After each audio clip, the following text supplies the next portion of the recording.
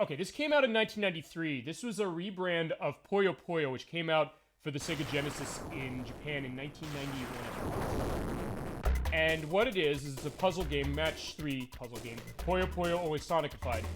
Yeah, it is Sonicified, although Sonic is not in this game, interestingly enough.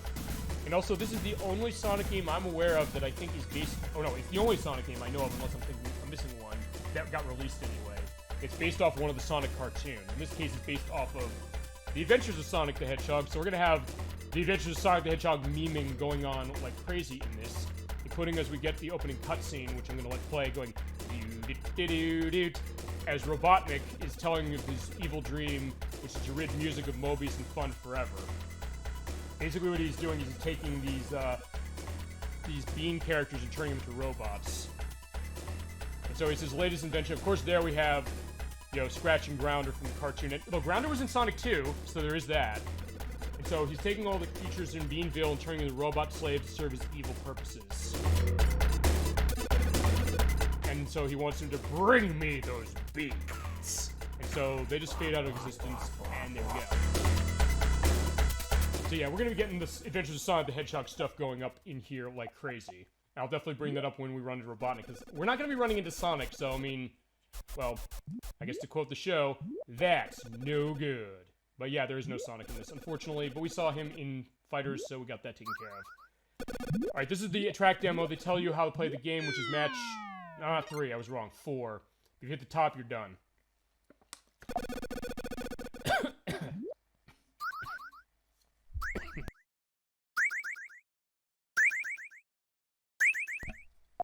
So, indeed, yes. Yeah, and they show you the chaining of this, which is something I'm not very good at.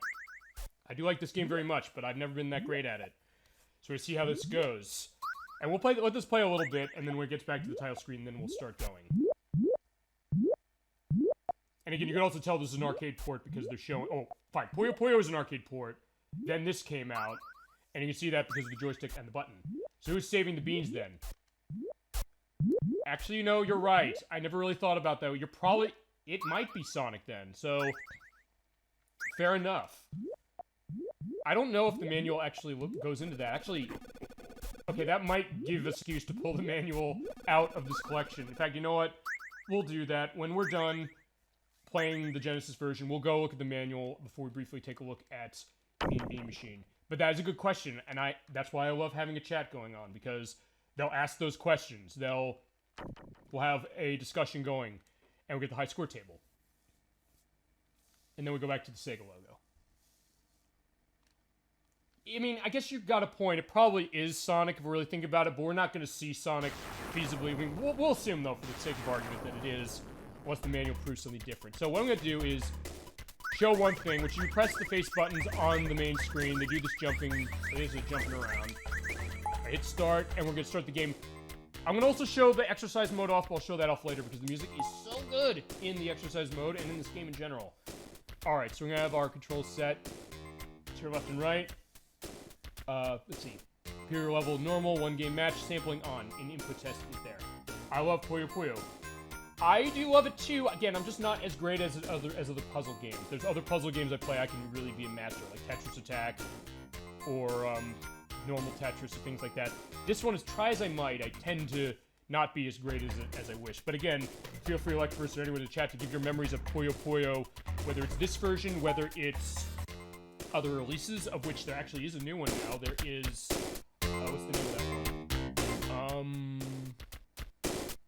Puyo Puyo Tetris 2, which is on the Switch, PS4, and Xbox One, and PC as well.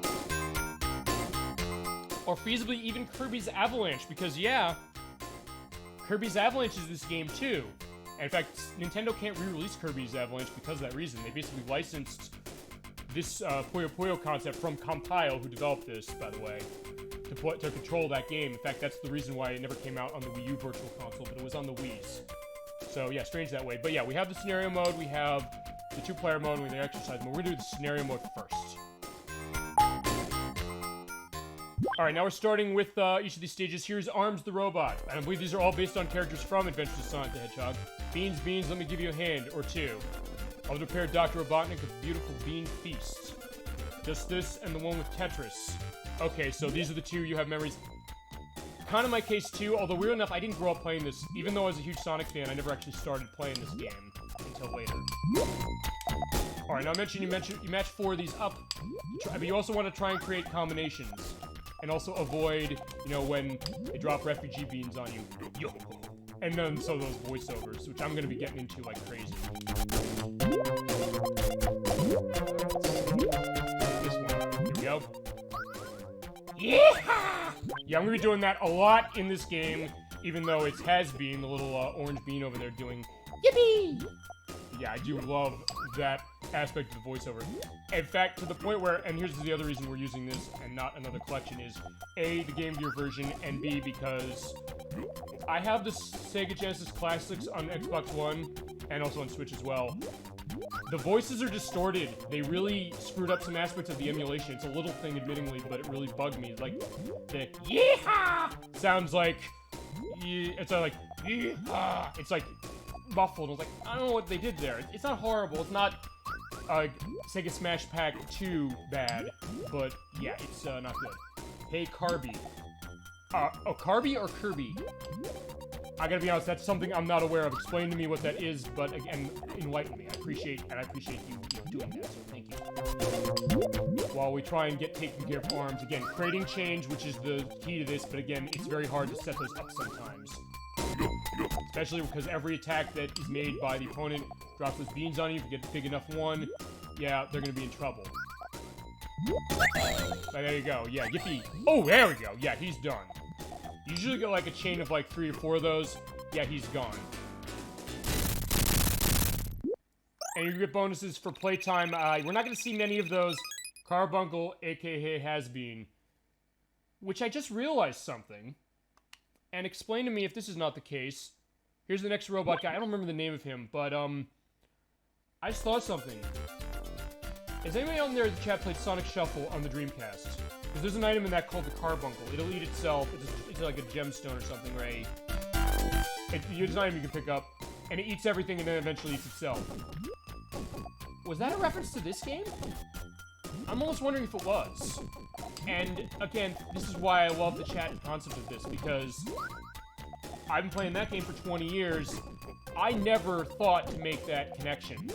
If it even is a connection at all. It might not be. For all I know, I might be completely wrong. But that sounds potentially unique. Alright, I got a chain concept here, so let's get that going. Yeehaw! Alright, I won't do that too much, but I just want to do it a few times. Alright, well, he's doing it too, and I am in trouble. You can tell that because of those blocks there. Oh, yeah, the refugee beans. Yeah, they block everything on screen as far as your beans, and you can only get rid of them by clearing beans next to them. Or Poyos, or whatever we want to talk about. Alright, yeah, so you basically have to dig your way out. Or if you take Kirby's Avalanche concept, like, right, you're doing it because they're coming down in an avalanche. Yeah, this is where this game is getting hard, and where the fall is going to start for me. But then again, I think people know this game is not easy, even on normal. But again, it's not unfair. It's just that, again, if I was better at this game, I could just tear this apart. I mean, when I go back to Tetris Attack, I'm going to do Pokemon Puzzle League when that happens. That's going to be a sight to see. This game, not so much, but again, you can also kind of recover yourself, which is good. So it's not like I'm totally screwed if I get myself into a bad case. Alright, so we almost have him. He's flashing there, and when he's flashing there, that means he's at the top almost, and he's getting a little nervous with the animation. What's weird is these guys were only in the pilot as far as the characters is for the Adventures of Sonic the Hedgehog. That is true. Or, yeah, like, yeah, it was the episode like the Bounty Hunter convention, and I remember, like, the one guy, we're gonna see him later, like, the horse guy, who says, like, hey, lady, which way is it to the Bounty Hunters convention? Yeah, we're gonna see him later, and we'll see, there are, admittedly, a couple of recurring characters from the show on this. We saw Scratchy Grounder in the cutscene, but we'll also see others, but you're right. They did pick weird for the characters to this, but again, this was right when that show was starting, and it was in syndication, this one. I remember seeing it, I think, on Paramount 20, if you remember that back in the days, back in the pre-UPN days. But yeah, that was done during the middle of the week, and then it was the Sat AM show on ABC. Excuse me, scramble your chances of seeing Dr. R. Which again, I guess is going to another cartoon, sort of the time, of the Zelda cartoon of Well, excuse me, princess. But again, that was earlier. Alright, I'm gonna... No, we're gonna put it there. But yeah, that was strange to it for the character showing up in the pilot. But again, we'll get some more Adventure Sonic the Hedgehog goodness. And actually, going back to the Saturday AM one briefly, they were planning a game based on that, but it never materialized. And I guess the closest we got was sort of the way they translated Sonic CD in the US, but not very much. Because later the Archie comment said, "Oh, this is Amy Rose," and I was like, "What are you talking about? The game said it was Princess Sally. I was lied to." But no, they just changed the localization. You get this really nice music going on. This ding. It's really good stuff. It really showcases that Genesis grunge beautifully. Alright, there's another chain. Even if it's just a 2-chain, you do run into situations where that can help you out a lot. Okay, that was not good. Zap, I see you. Zap, indeed. There we go. But, again, this is not going to be, you know, an easy situation for me playing this. Oh, yeah, that was bad on my part. Actually, hold on. We got purples there. And again, you can put them on the ground, or put them on the side like that. They'll fall down, and we'll be all set that way. Yeah, when they're doing well, they have that little smirk on their face. Ow! And I hate that, when they put the refugee being that comes down in the area that you're trying to get. That is always a buzzkill.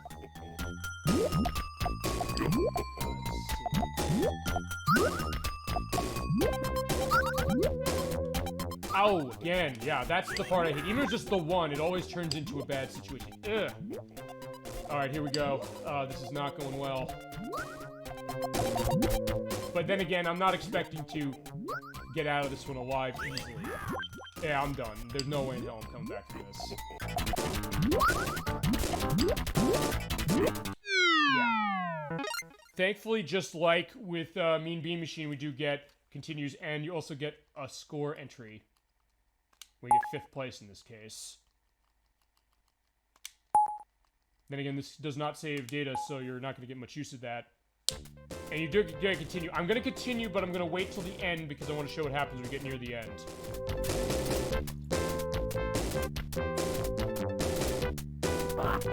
Yeah, he does the laugh. Alright, so I did that before we go back to Mr. Zappy here.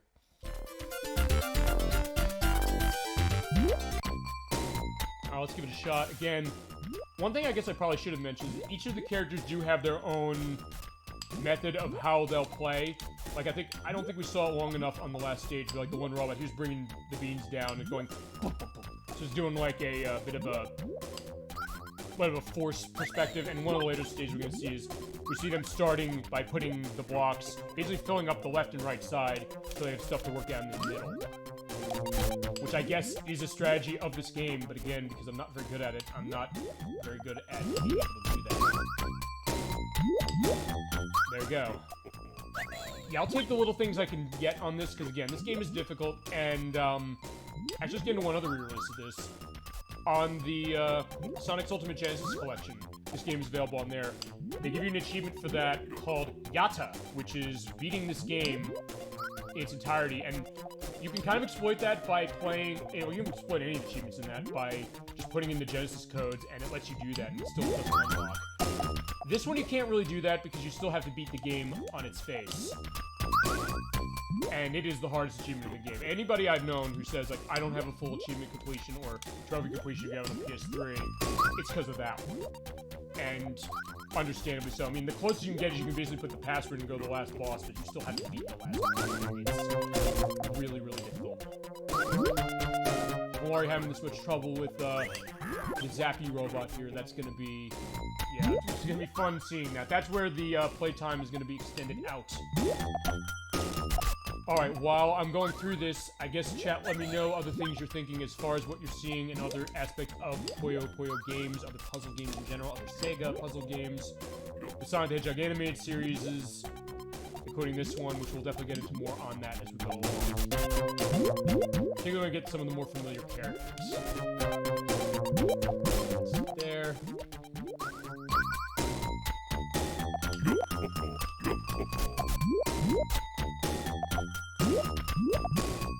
I need a red one somewhere. You know, I think I'm just gonna have to get the purple and be happy with that. Or the yellow there. Yeehaw! Alright, there we go. I'm already getting more Sonic. Ooh, there we go. Now we're talking. Or in the cadence of Sonic from Sonic Riders, because we may as well get all our Sonicness out. Now we're talking! And we'll be hearing that voice of Sonic next month when we do Shadow the Hedgehog. We're gonna do, again, on Xbox, and we'll be hearing Jason Griffith in his first appearance as Sonic. I was kind of mixed on him as a voice actor, and you know what? I'll go back to something like first you were saying, actually last week with Metal Gear Solid, you were saying you were not huge on Roger Craig Smith, who is now not voicing Sonic anymore. What were your thoughts on Jason Griffith or other people who have voiced Sonic, including the cartoon? Because remember, Jaleel White, Urkel from Family Matters, voiced Sonic in this cartoon and also in the Sad AM one. Actually, I thought he was quite good in the Sad AM one. But of course, with this one, you also got the legendary aspect of the Sonic Says sections where Sonic is telling you that sexual harassment is a bad thing. Which is a fair reminder nowadays, but that's another story.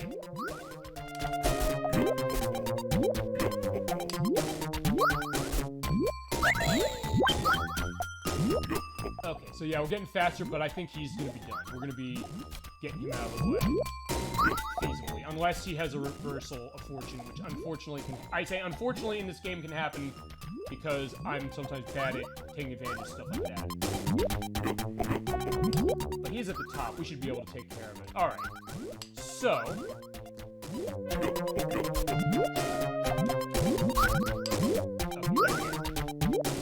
Okay, yeah, I think we'll be in a good shape. Yes. Yeah, they put it right there on the 2 I was gonna go. It is random, but still, it always is annoying when that happens. I love Jason Griffith. Okay, what other games you liked him in? Because I'm gonna admit, I was kind of mixed on him, actually, with Shadow the Hedgehog starting. I thought Shadow the Hedgehog was really kind of a little iffy. Sonic X more so, but again, he was kind of getting into that. By the way, that was not me planning that. That's my cell phone's ringtone, by the way. Or, text ringtone, so I probably got a text. How fitting I had it out here for this, but with Jason Griffith, I'm going to say this. He really grew into his own, I think, with the role, particularly with Sonic Unleashed. I think he was really good at Sonic Unleashed. So, I'll say that in particular. So in that case, I did like him, and actually after Sonic Unleashed, I would have been curious to see what else... Oh, okay. After Sonic Unleashed and after, you know, what's the other one? Black Knight, which is the last game he did voice for, unless I'm forgetting one. And, again, Reversal of Fortune time, but I filled the whole screen up. So at least there's that.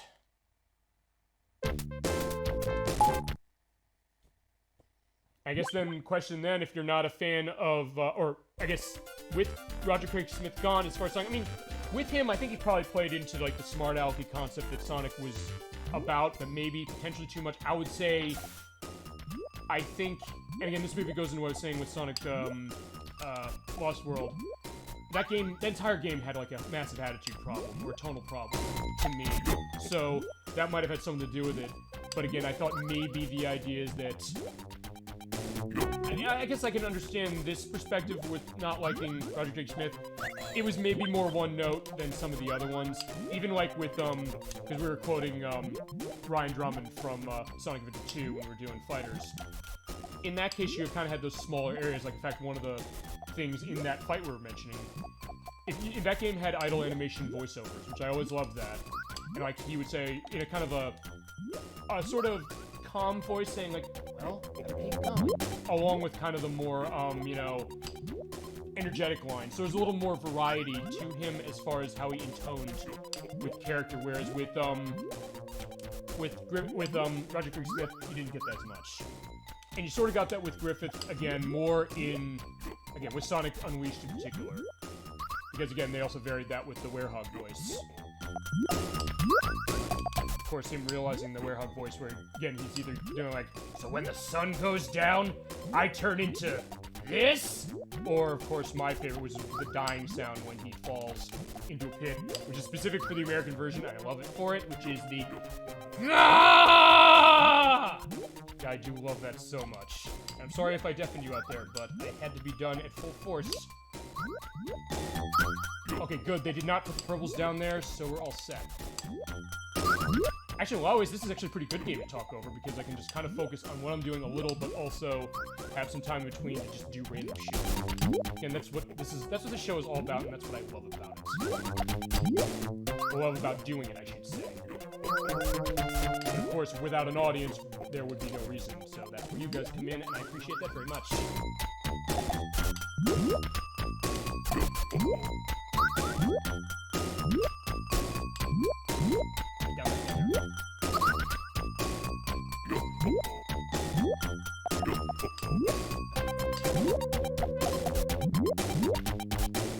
Oh no, I don't want to do this again, but I'm not getting luck with getting a purple block.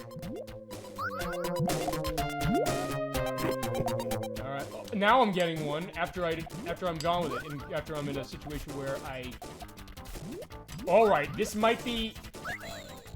This would be amazing if I can reverse this. Let's see. Come on, come on. Alright, this is gonna be a close one.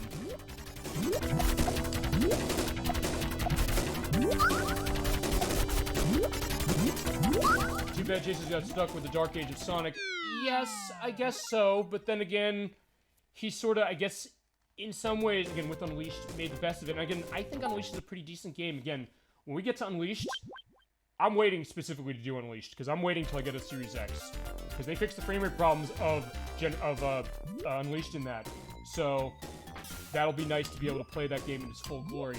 I do get what you're saying, though, as far as that, because then you're thinking, like, well, as far as the voice acting going for some of those other games where it's so great. And we'll notice that with Sonic 06 when we do that. I don't know what I'm going to do that. I'm going to do that because we're going to take the good and the bad. I'm sorry. But, in that one, I think it's more a case of voice direction. I think in that one, it's also for the other characters in it, too. Because, like, the opening cutscene of that game is amazing. I'm going to say that right now. I'm not going to take anything away from the opening of that game. Because, like, the voice of Sonic, or Griffith's delivery of that, is terrific. The idea is like, my, that's a pretty snazzy performance there. And it's like, that's the Sonic I'm wanting. I'm gonna tell you, as bad a game as that is, I was excited as anything before I started playing, because like, the opening cutscene makes a great first impression. I said, man, this is terrific. This is exactly what I want to see. But then when you get into the rest of the game, it gets a little more monotone with his delivery. I mean, the one line I do like, though, I'll give, is that when Elise is asking him, like, why are you saving me? And just kind of says, like the no-nonsense way Sonic would say, like, no special reasons. Like, yeah, he does it because, you know, that's what he does. So in that way, I do like that. But the rest of it felt like kind of flat. And again, I blame the voice direction to that more than anything. And then I think Sonic Unleashed was kind of the realization of that. And then with Sonic and the Black Knight, I think just more the characterization of Sonic in that game, because I hated Sonic in that game. I'm sorry, but not because of his performance. I think his performance is fine, but I just didn't like what they did with Sonic. They played too much into the Knights of the Red Table story in the sense that they basically made Sonic as annoying and whiny, but too much in a direction that got distracting. Even though I think that one's a pretty decent game, as far as the game itself, and the voice acting, generally speaking. That's, again, more of a tonal thing, the same way I said with Sonic Lost World. Again, I have that on Wii U, so that's the version we'll be playing when we get to it. But again, whether I'll do it for the Super Sonic Game Saturday segment, I don't know, unless that's what you guys want to see. Again, this is actually the first viewer request night for this. So there's other viewer requests you want to see going through the rest of the year, let me know, and I can make them happen.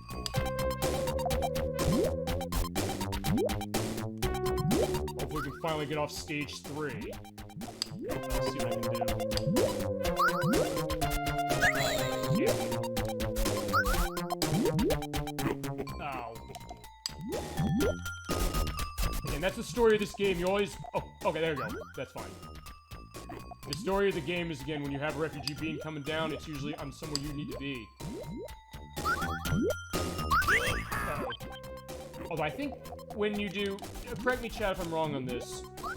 When they do a chain, when the computer does a chain, and then you either do a chain or you do a clear back, it will negate the effect a little bit, or you won't be hit with as many refugee beans as they were initially going to see. Is that right?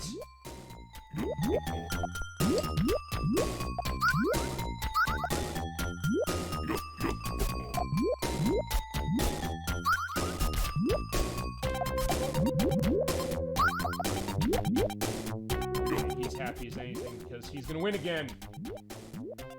In terms of... Sorry, just a second. I will read the chat, don't worry. I am definitely paying attention to that. I just wanna... Oh, okay, that was my fault. Okay, that's good. And that's good, because to get rid of that, I put this one down, and then we get another chain. In terms of 90s Mascot Saturday, Crash Bandicoot, and I do have the first game. Actually, you suggested it to me, and I went and bought it. So, we can do that, and I have 3, and I have Crash Team Racing. So at some point, we can get to those. And also, I'd like first to go back to something you were mentioning at one point. You were saying you wanted to see Top Gear. There was a listing on eBay for it for $20, which is that, and a bad game that I think I need to have in my collection. You're gonna wanna, I'll give you a hint, hold on for that one, but I'm probably gonna buy that, so I'm gonna get you your Top Gear at some point. And again, I'll be able to figure out what I'm gonna do with racing games, because I like that experience of trying to figure out how do I handle genres. Including something I think I'm gonna turn into like a yearly custom, because last year, like right after Thanksgiving, I did a show where I went through like a bunch of old plane shooters. And I think I want to just do that with one genre, through something where I can switch games rapidly. So I might do that. Again, I can't necessarily do that with Super Nintendo because the feed will break when I turn the console off. But I might do it for racing games. I've also been thinking recently of just doing it for fighting games. Through the 360, actually. I mean, we did Sonic Fighters tonight, but also for stuff like Fighting Vipers, some of the Mortal Kombat games, and things like that. And again, because we're running on the 360, I can do backwards compatible Xbox games, which is what I'm technically doing right now. It's definitely a lot of good ideas and a lot of good suggestions that I will get to eventually.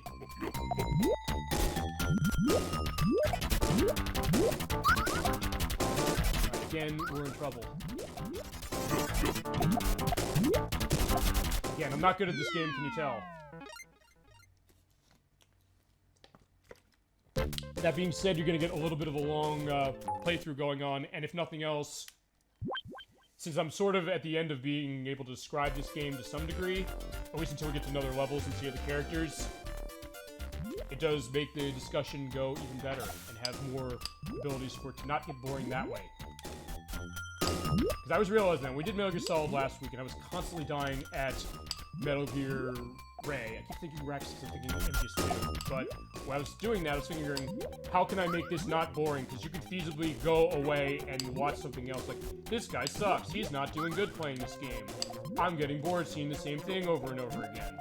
So how do I avoid that? And I think that's why I'm focusing so much and why the discussion's been the big part of this excursion of mine. With me. Being able to keep an interesting discussion going while we have to be replaying certain aspects of the game. Because again, if I was just doing like a Let's Play channel on YouTube and just doing things and recording later, I could do edits. I mentioned like channels I watch, Some Call Me Johnny, the Super Game Brothers, Clement 64, things like that, where they'll do edits because of, hey, they need to keep time going. But since I'm doing this live, and I'm here playing this game while I'm talking to you, I can't necessarily skip anything that way. So what do I do? So it kind of has become an interesting challenge of making streaming of a game interesting and making it so that a discussion can go on and also branch off into different areas where I guess in some ways I'm distracting you from the fact that I'm doing the same thing over and over again, but it kind of works. And apparently no one seems to mind it, because no one watching seems to mind it, so I'll take that.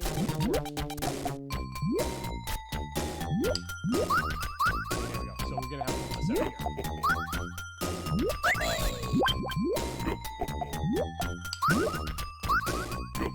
Alright, so there he is. Alright, he is in a little bit of a bad shape, but hopefully I can capitalize on that, but I'm not before.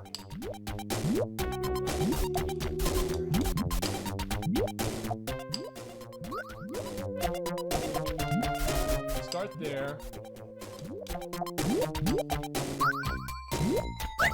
Yeah, yippee indeed. Oh.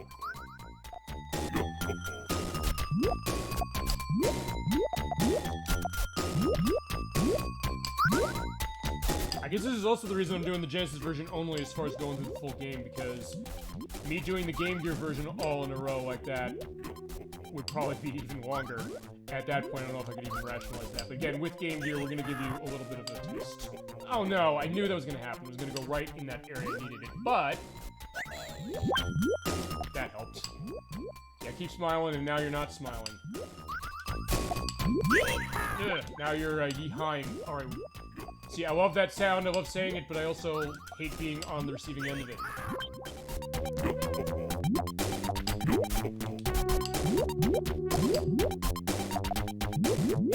Also, actually, with my new sound equipment, this is another question. How much of the controller, I guess clicking are you hearing? Are you hearing more or less than I did when I was just using my bare bones setup? Alright.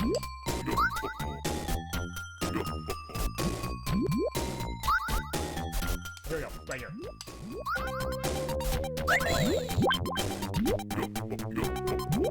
Fortunately, yeah, he's back down, but so am I, so I have a little bit of time. And we're not going to see time boasts again, by the way. That was just an early thing because the first levels are easy.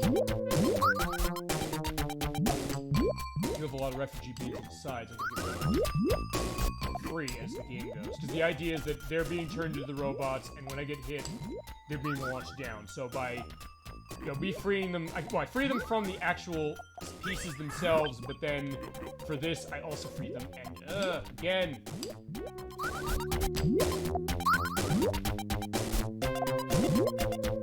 Oh, no! Alright, that was bad on my part.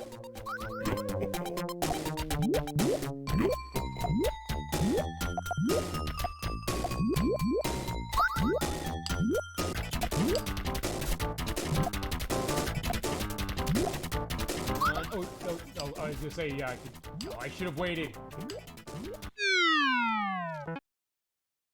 I'm already at the third stage and I'm constantly failing, but... Alright. If it's really, really, really bad, I might put a password in, but...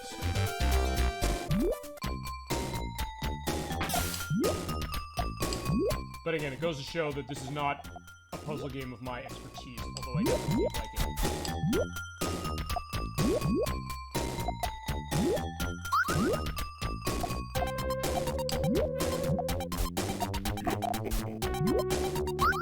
Also, the other thing is weird. The way I play this game also is I'm always focusing on the thought of being able to get one clearance, because every attack you do or every clear you do sends blocks to the opponent, but again, you usually don't want to do that because you want to get chains going, but again, if you wait too long, you're also going to be vulnerable by the enemy getting good chains. There's a little bit of a catch-22 that way. Right there.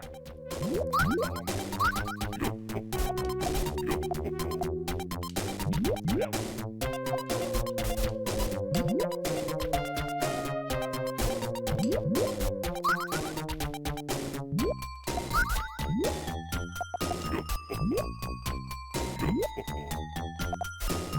You said you get to enjoy more of this great music. Oh, here we go. Here's a chain.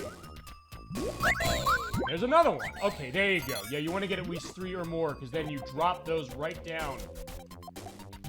And if he was up higher, I would pretty much have him. And back what happened? Nothing. Nothing at all, because I've been failing badly on this boss, or on stage 3. We're gonna get through this. The only thing I was really going into is, again, extolling the virtues of Last Week with Metal Gear Solid and the idea of the challenge here, which is because I'm playing a game live this way, how do I...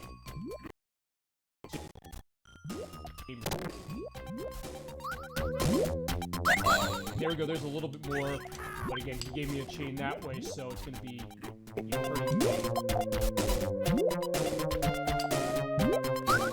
But again, as I said, the way I'm doing this, as far as being able to keep the conversation going, is, yeah, I know quite clearly I'm not doing well at this. And I've, again, come out openly and said I'm not very good at this game, but what that also means is that, no! Okay. Oh, no, anyway, as far as that, but basically pretty much going off on other tangents on other things with Sonic in particular, which is, this is work. Or again with Metal Gear Solid, as we did last week.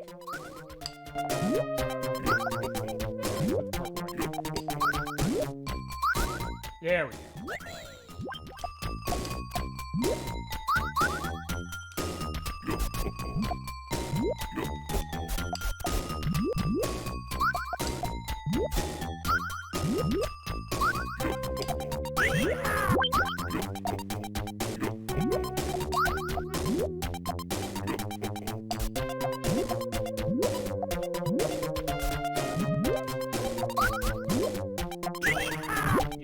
have to do this again. I hate to say that. Unless I get really lucky.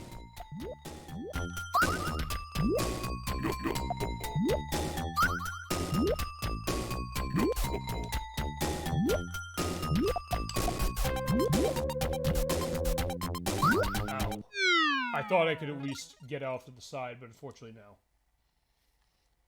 Alright, no more screwing around. We're getting this time. Yeah, I know we're here already. We've been here for a while. I've had enough, so I'm not going to guarantee victory this time, but I'm going to do what I can. Yeah, I think I should be playing this the way that people who are good at this game play it.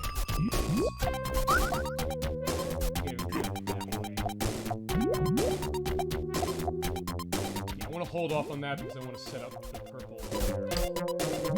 Or, not quite that way. Okay, that's set up. You got this. Oh, that's the other thing that also makes this work. Even when I'm failing, even when it's the same thing over and over again, I guess I'm keeping it interesting and entertaining enough to you that you don't want to dash away and watch someone else. Because you could. And I mean, the fact that you're not speaks volumes to me, and I mean, it means a lot to me. So that encouragement also helps.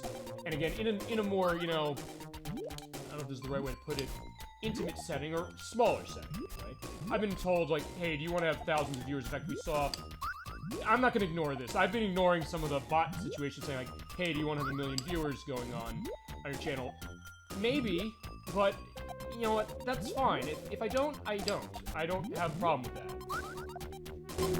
I mean, I've reached the point in my life, I'm like, alright, I'm fine with who I am. Find people who are also fine with who I am, who I'm fine with them being who they are. And even in the concept of playing a video game, it kind of goes the same way. So we're getting a little philosophical with the Sonic puzzle game, aren't we? But again, that discussion and being able to facilitate that, which I love, and that is why I am so dedicated to SuperOldGameSaturday. And this is just, again, something I started as a lark, something suggested by Proto-Rova in particular. But again, it's kind of evolved into not a huge show, but a nice show. Something I look forward to doing every week. Which, by the way, let me give you a little bit of a programming note. Next week, I was going to be doing Slam City with Scottie Pippen. We're not doing it next week, and I'll tell you why. You love it. Okay, I really appreciate that. I can't tell you how much that means. So, again, thank you very much for your viewership and everything. You get 1,000 viewers, you get 100 haters. That's fine. I mean, I'll tell you what it really is, and I'll go into what I was going to say with not doing Slam City next week. I think what it is that when I come on here, again, I'm doing this just off the cuff. I don't have a script. I'm not looking anything. There are times, sometimes I'll look up and say, like, oh, I'll have a little note here and there to remind me of something, but like tonight, I have nothing around me. I'm not, you know, coming up with, you know, something clever or writing down something like, oh, let me say this. I'm just remembering off the top of my head, me saying, what am I going to be talking about with this game? A little history of the game, what I know. Of Puyo Puyo in the case of this, the Sonic animated series that we're talking about this time. So I'm doing that, and in that case, like, at the very least, and I hope this comes off to the audience, I want to at least give the sense I'm being genuine. Just in the sense of me sitting on my couch playing a video game and having a discussion. In that way, it's just that kind of experience, and that's where the idea of this series is going. And if nothing else, that's where I'm going. And again, if people come in and don't like it, they don't like it. That's fine. But then again, at the same time, at least being open and honest with myself and with all of you. Because, I mean, I could come in here and say, like, I'm the best at Puyo Puyo ever, and I'm getting my ass kicked. And people would leave. They'd say, like, who the hell are you? You don't have any element. You're just a poser. I'd like to think that if people are coming in and saying they don't like the show, they would never be saying something like that. They'd be saying, alright, we're just bored watching him do this over and over again. Or with him talking too much, which is fair enough. If that, I mean, some people will want to see a playthrough of a game where people aren't talking, which is fine. I mean, but for this, the idea is that, again, what I want to replicate on the show above anything else is what is it like being with friends or family or both, sitting around playing games. Because, again, a lot of people have not been seeing each other physically. I've kind of danced around that a little bit over the last year, not really bringing that up too much, but that's been a factor. That's kind of where this show came out of, just the idea of being able to replicate that in a different way. And that's what I really like to do about it. You're more confident about this stuff than I am. Again, I take that as a massive compliment, and it's not an easy thing. And again, see, it's funny, we're turning the Sonic the Hedgehog puzzle game that you recommended, like, first, and I thank you again for that, to be able to pretty much turn it into a philosophical discussion on what does it mean to do extreme concept? What does it mean to put yourself out there, playing a video game, or doing anything live in front of other people where you're vulnerable to people coming and saying, like, yeah, you suck, I don't want to watch you, or you're annoying, or whatever. That's fine. And again, being able to do that, and kind of trying to show that confidence, because it's not always an easy thing. I'm not always the most confident person. I'm not always sure necessarily. When I started this whole excursion, I was kind of not sure how it was going to go. But I said, alright, I have a passion of gaming. And again, another thing at least I want to get across, I want to show you that. This passion. I hope you're understanding exactly where that's coming from. For me playing this game or anything, even games I haven't played before, like Metal Gear Solid. I never finished Metal Gear Solid until last week. But I still have a passion about gaming and about learning more about it. Both for myself and from other people. And that's really what I want to give off. And that's been the whole crux of it. And watch, this is going to be the case if this is what ends up, me, in a sense, pep-talking myself, but more accurately pep-talking the audience, or explaining to the audience where the idea of this is all coming from. And I do see something in the chat there, but when I get a second, I'll take a look at this. Alright, there we go.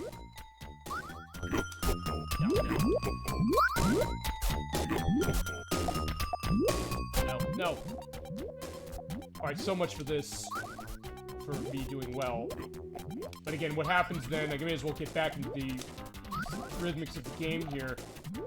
Okay, me losing, but also the rhythmics of the game, which is as you go along, the blocks fall down faster, so they get trouble. I can either be entertaining on a game I've played for 10 years. I know, right? You can't? See, that's... Oh, no, let me continue. I mean, not, I was thinking of drinking my water, but it was like, well, I don't want to, quit the game. You're saying you can't? I mean, okay. It's funny. I've heard ideas of stream concepts, or from, people saying, like, you want to start doing something like this. Again, this is a hobby. This is not something I'm getting paid for. Again, I'm paying the money to entertain you by buying games or playing games that you want to see, and all those things in between. But one thing they often say is start with games you love, games that you can really express yourself strongly with, to explain all the ins and outs of it, show the passion that you have, and basically express your voice. Okay, I got another text. It's been kind of a fun thing. I usually put my phone in the other room so that doesn't happen, but for the purpose of the Sonic game, makes sense.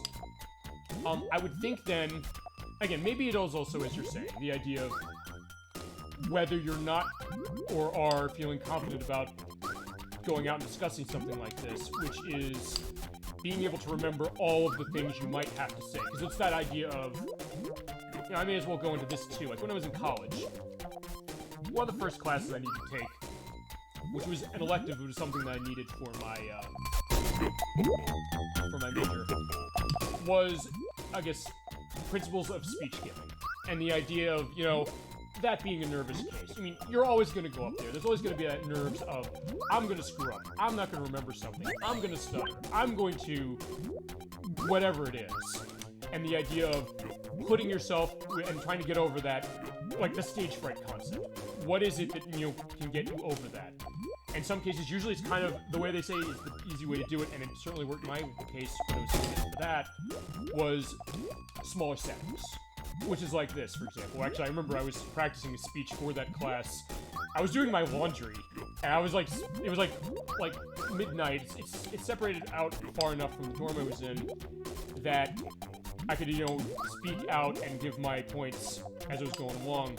I still remember, I think people were coming in saying, like, came in later and were doing their laundry, and I was like, I stopped when they came in. It's like, no, don't stop. What are you doing? It's like, I'm practicing my speech class because I have to give this speech.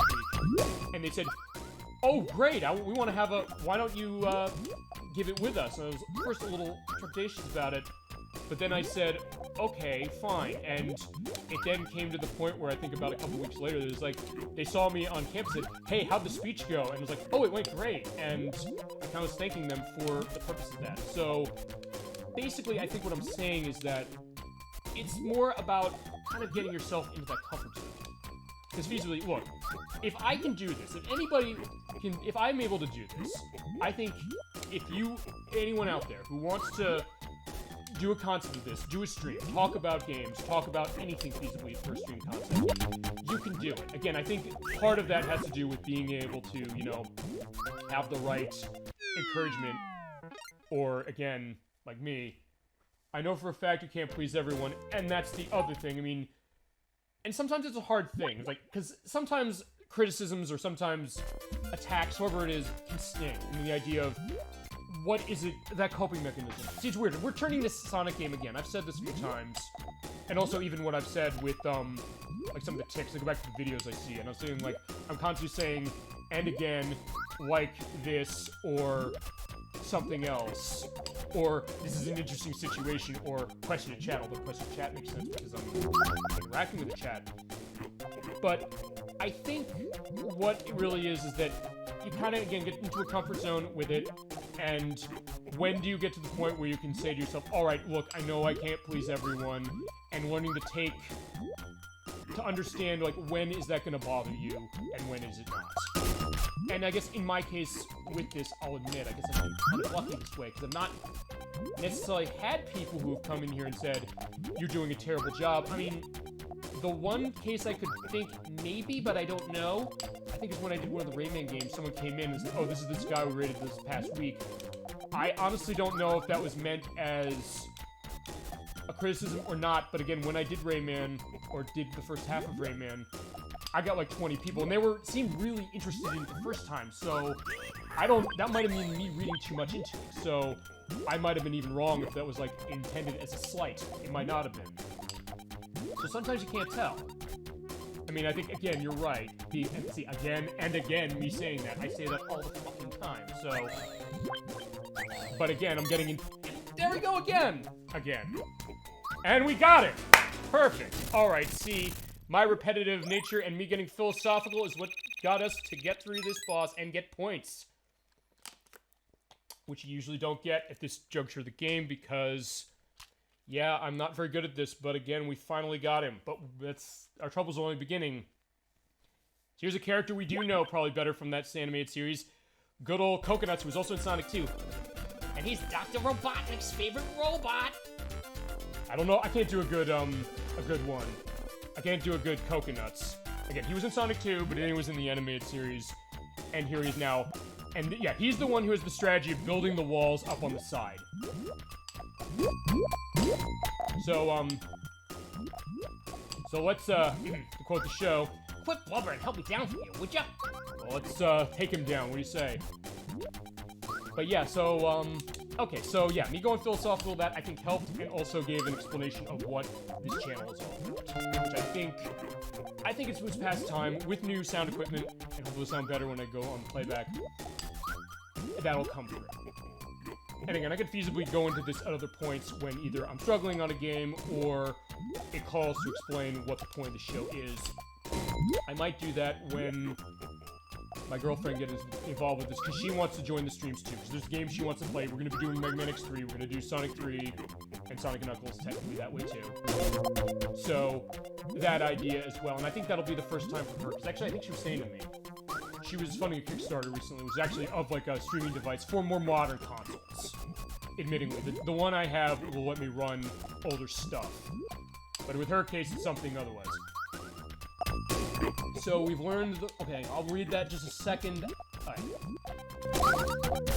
So we've learned the philosophy that helps you become a better gamer. To an extent, yes. I mean, it's always going to be different depending on the person. And sometimes people might be... I've heard this before. People who will be better at a game because they'll be sitting there silently away from people playing it and then showing off to it. I mean, in the case of this game, again, I'm not very good at Puyo Puyo as is, but I played it enough to have an idea of it. So I can at least keep playing and keep a conversation going. But for some people, they want to have that practice of understanding everything, how it plays, to make them a better gamer that way, and then providing them or presenting it when you're playing, if you're going to be doing like content like this. Alright, but yeah, Coconuts is giving me the angry fists, so hopefully we're going to get him. And wouldn't that be hilarious if the robot guy gave more trouble than, you know, Robotnik's, pet monkey guy. Yeah, unfortunately, though, that's the other thing I guess they missed the opportunity with, is that, and maybe this is because this was porting Puyo Puyo from the Genesis, they didn't... Okay, I don't think they didn't change the voiceovers, but they don't have the voiceovers from the TV show. So we're not gonna get the, you know, the voices of some of the characters I've been doing. We're not gonna get the voices of Robotnik. We're not gonna be, unfortunately, hearing the dulcet tones of the late, great Wong-Jan Baldry, who voiced Robotnik. I'd like to think if he was still alive today, he would probably be tickled pink by all the people who have taken such joy in his vocal performance as Robotnik in this show, and all the things they've come up, including, I mean, okay, I'm not gonna use the obvious line until we get to the final boss where we see Robotnik. Oh, we got him, okay. Alright, so that went a lot better, and that's not to suggest this game has a schizophrenic difficulty curve, because it doesn't. It's just that, we mentioned this when we did Pitfall a couple weeks ago. You sometimes get into a situation with a game when you haven't played it much, or you're gonna play more, and as you play more, even if you're, like, failing at certain cases, you also know those points where you're gonna get better. Alright, now we're getting another robot who, again, as like Chris mentioned, was only in the pilot of the Sonic the Hedgehog show. Oh, yeah. I hate that hedgehog! Oh yeah, absolutely. He is... That was amazing. And see, it's funny, that's a show that is kind of dunked on, and I get why, as far as some of the things about it. And you could also say, well, alright, the fandom comes from a nostalgic place, which it does, to a certain extent. But at the same time, and we were talking about voice acting earlier with Sonic, the idea of really putting that energy in. And honestly, you know what? I was talking about that with the whole concept of the psychological explanation of streaming, which is the idea that Wong-Jan Baldry, God love him, God bless him, may he rest in peace, all that, he did that. He went in there. Actually, you could also say the same thing with Mike Pollock, who does Robotnik now, who's saying he goes in there, he gives it his all, and you clearly never get the sense, or you never get the sense with either of them that they're, you know, half-assing it. They're just, you know, doing something for a paycheck. Even if they're, okay, they are doing it for a paycheck, underneath everything is like, well, they have to get paid. Clearly, it's a job they're doing, and so there's that, but never once you get the sense that they're not putting, you never got the sense he was putting anything less than 100% into what he was doing. And again, that's, I think, why people have that fandom. And again, if you've been on the internet or on YouTube, you understand the idea of the YouTube poop. That's the name of it if you're not familiar with it.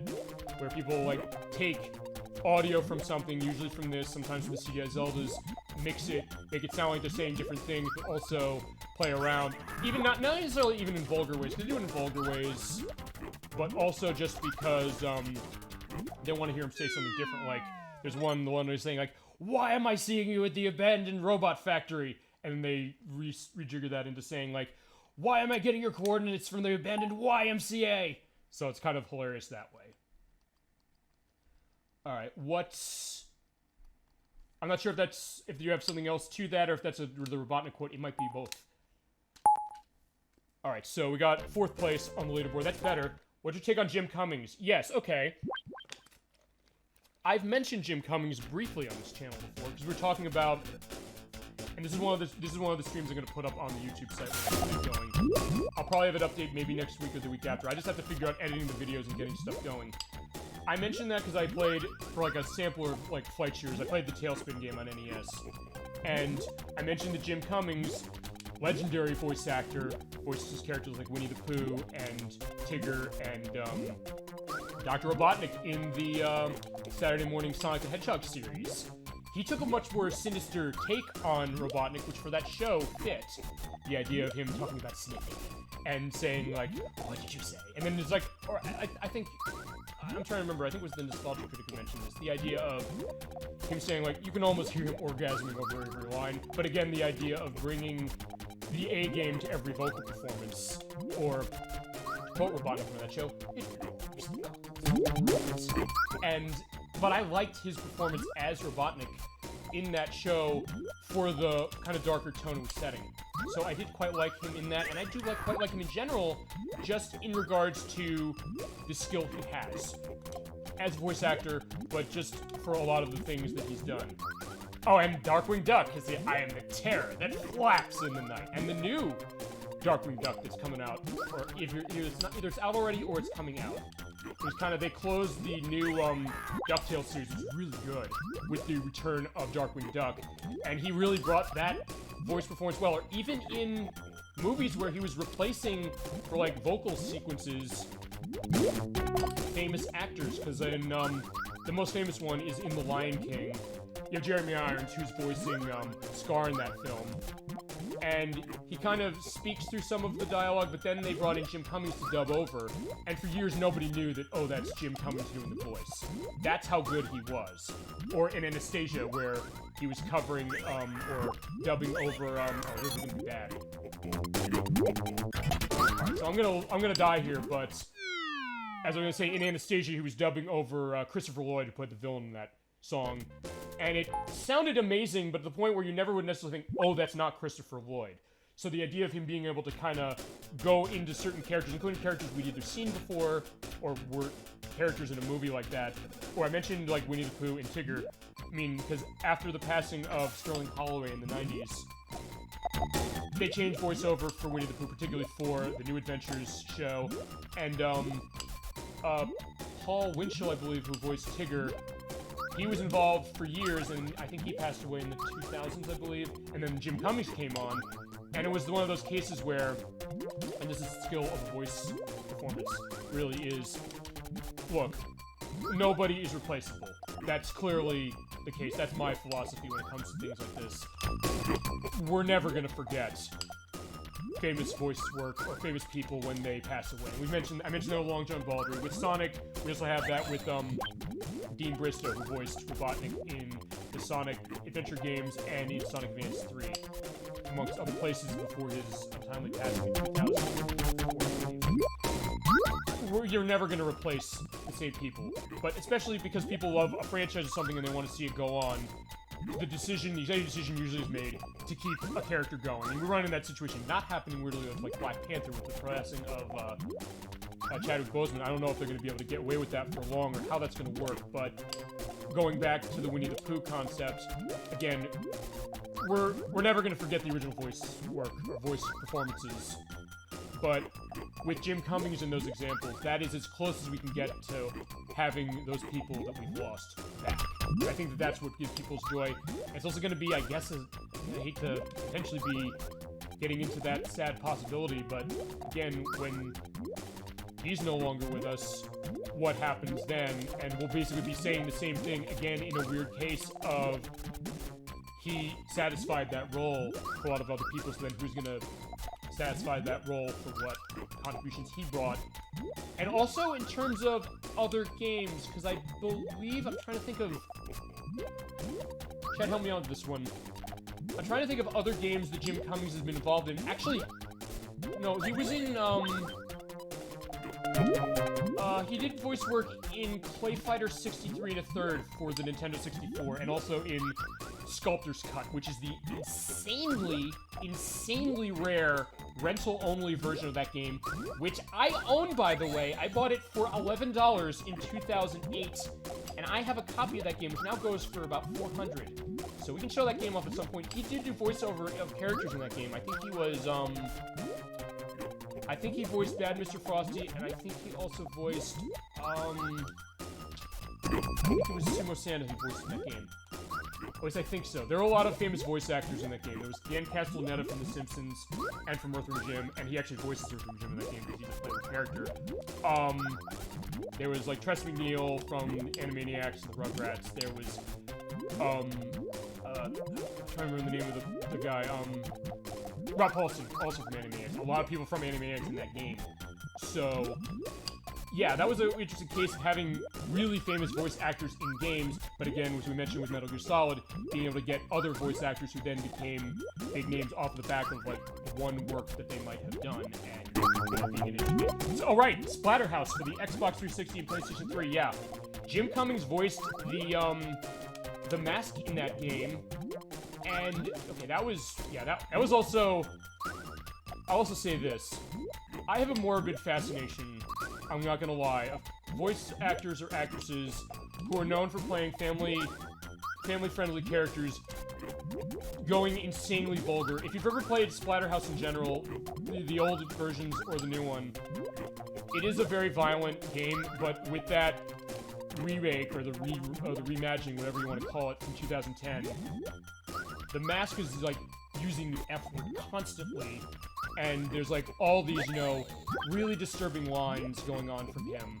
And I'm thinking, like, this is the guy who voices Winnie the Pooh doing the voice acting for this mask in this insanely M-rated game, which I'm gonna say I don't think I will be able to get away showing that version of the game, because, well, I'll have to look into that, because I don't have the Splatterhouse for the 360, but there is also nudity in that game, because you run into cases where you pick up naked pictures of your girlfriend. I don't know if there's a way to potentially avoid that and, you know, show the game off. Which I guess that's another challenge, I guess, upstream. Not because I'm like, oh, I should be able to show nudity. Like, okay, sure, I get why I shouldn't be able to. For like a platform, for like a streaming platform, I get it. I'm not gonna say, no, I should be, what's wrong with you? But what I will say is that it has raised an interesting challenge in my mind. I mentioned this when I did Knuckles Chaotix. Can I potentially self-censor myself, or in the case of a game like that, not show the parts for that so I can still demonstrate a game that maybe people would want to see? And I mentioned that with The Wolf Among Us, which was the Telltale series. I might be able to do that with that game using... Actually, I'll show you briefly, because it's lost. Putting the guide up like this, in the scenes where there's nudity, and hopefully that box covering things up. But I don't know if I'm going to be able to get away with that. I'm going to play the game again. I'd have to know that game by heart, every scene in it. So I was like, when I get to a situation like that, know not to do it. I might get so into the moment, I'll forget. So, I don't know if that's going to be the case, and there are other games I've been thinking about this with, because I recently bought Catherine full body for the Switch. I've been having a great time with it, because I loved it on the 360 in particular. And I'd love to show off Catherine at some point. The Switch version does have visible nudity in it that the 360 version didn't, or PS3 as well. So, again, I would have to look into that, how I'd want to handle it. But, and I also mentioned with God of War, I can't do God of War because there's scenes in that where you're gonna obviously see it and I can't escape. So, basically a challenge of being able to show off, and there's also one other game I would love to show off. I can't, well, I'll show it off a little, and I'm still running into a little bit of a risk doing it anyway. LA Noire from Rockstar. I adore that game. But I could only feasibly show off the traffic desks, because we get to the homicide desks. They base the cases in those off of the Black Dahlia murders from the 1940s, because of the 40s period, because you never played LA Noire. And you have to investigate naked bodies, and you see everything. So there's no way I can get around that. Although with LA Noire is a heavily mature-rated game, and it's also a game where there's also a lot of, contextually speaking, but definitely a lot of racial slurs in the game. I don't know if I could get away with that feasibly, even in the context of, okay, I'm showing this game off for the purpose of explaining what this game's doing, what it's doing, showing a purpose of that period, and attitudes about race and gender of that time. But again, that's gonna be a big question mark. I might, but I'm not sure, so I'll look into that. I could smell West, no mistaking that tame insanity. The pretty girl of yours, I can smell her. Ooh, she smells that. From that will not leave me. Yeah, that is the line, or one of the lines, I believe, because I haven't played the Splatterhouse in 360, but I've seen the Let's Play, but I think actually the Super Game Brothers channel mentioned it. Did a playthrough of that. They mentioned that is a line from that game. And it is very creepy hearing that, but again, that's the strength of Jim Cummings' voice actor. I guess this is turning into an ode. I think in some ways that's why I'm liking the Supersonic Game Saturday perspective, because every game it seems I'm doing, it's turning it into an exploration of something else. And it just smelled good. The concept was still there, and I was still able to pull off the fact that, alright, it was from that game. Actually, also with the Splatterhouse game, the other thing about that is that game has licensed music. So I'd either have to turn the music down, or I'd have to talk like hell over. In fact, I think that was the Super Game Brothers perspective. They said, okay, we're at a boss battle. They're using, I think, a song from Five Finger Death Punch on the soundtrack. And they said, we have to talk loudly so that they won't pick it up. As far as a stream, I don't know. And again, considering some of the crackdowns that are happening with rock and roll racing, yeah, I'm not sure how it's going to go. But honestly, this has been more me spitballing concepts of games I'm going to play, challenges of deciding what games to play, being able to show off games I want to play, but might have content or other concerns about that. And in that way, that makes it interesting too, because, again, there are a lot of games I'd love to show off for that reason, but could I get away with doing that? I think Splatterhouse, I might be... Oh, here's the thing. With Splatterhouse, I do have the original arcade version, because I have the Naked Museum arcade pack on the Switch. So when we show that one, and actually with that Splatterhouse game, you can also unlock the two from the Genesis and actually, you can unlock the original from the TurboGrafx, and then the second game, Splatterhouse 2, and then Splatterhouse 3, which are on the Sega Genesis. Which is actually really rare now. So, I would probably want to get those anyway for the purpose of getting the other Splatterhouse games. But for showing the Splatterhouse remake off, yeah, I don't know how I would want to handle that, but I'd like to look into it. Again, another challenge. In some ways, if there's anything maybe I'm giving off now, it's I love a challenge.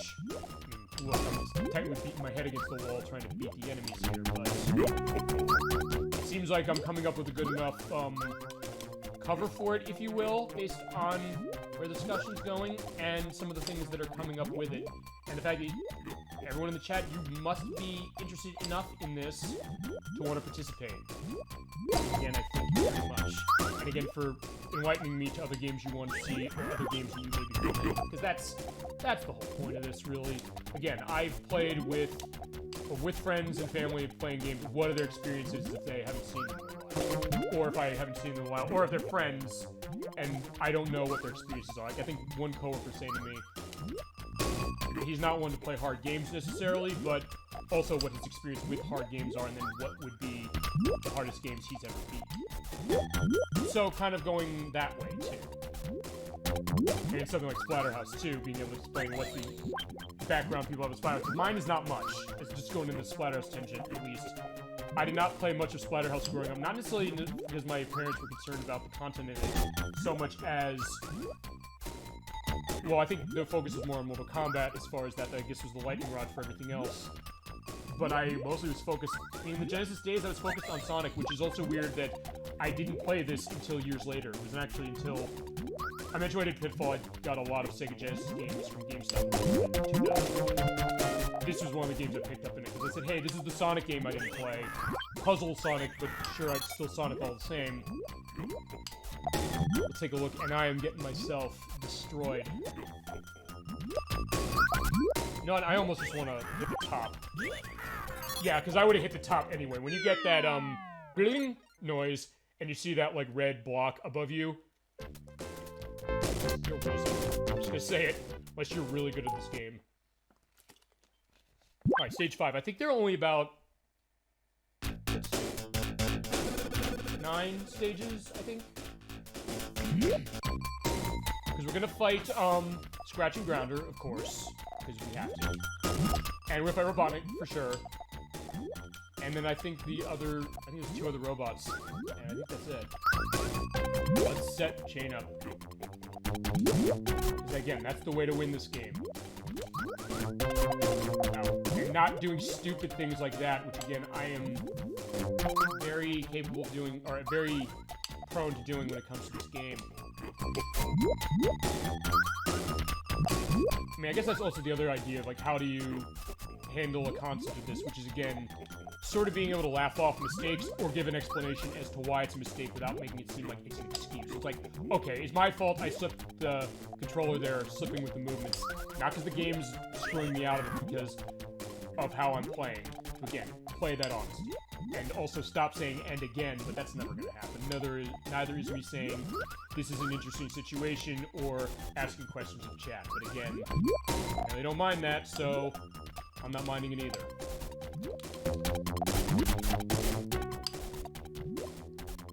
It's been a very, you know, introspective Super Old Game Saturday. But, and I do like it. And if nothing else, it sets apart from other Twitch streams. Even other retro streams. Because how many of them are really going to go into the guts of what some of these things are, or even think that that's worthy of talking about? The answer is yes. And that goes to another thing with games. I guess this goes to where my fandom comes from and why do I think games matter. As I've said before, the idea of in the 2000s, there were questions about were games art or not. In fact, actually, I mentioned, you know, being an acolyte of Roger Ebert, but he was one who did not believe that. He said, well, it kind of eased on that a little, and I was a little different. I took a different take. I said, I think the potential's there, but what is it necessarily that makes it work, and how is it viewed as art? Whether it's visual, whether it's story, whether it's audio, something else.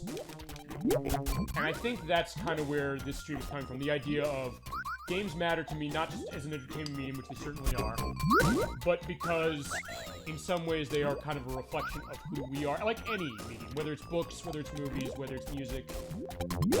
The games you play say a lot about who you are and what some of your preferences might be. And I think in that way, that's why I do this too. To kind of express what game means. I mean, the Sonic concept of what I'm doing here. I'm saying with that, I'm saying Sonic the Hedgehog matters to me. This is a franchise that's 30 years old in a couple months. I think this franchise is important, even in the idea of when it's faltered very, very badly. I still have a dedication to it. And that is speaking a lot to me.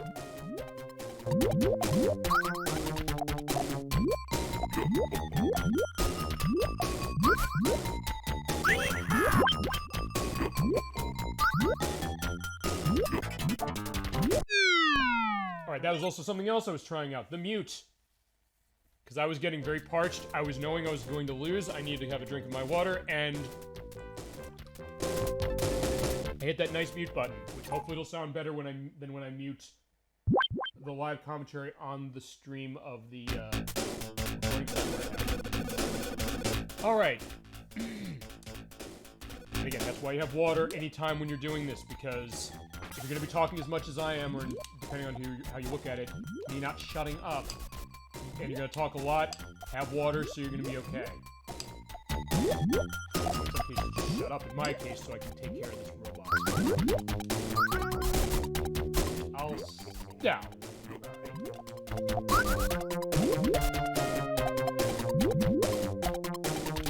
Alright, that'll work. I guess I'm not very ambitious with the chains I do. It's just that I need to do something, and I can't wait around. Which, again, is the Faustian bargain you make when it comes to this game. Thankfully, I got lucky with the refugee beans going over there. I need a blue or not a blue.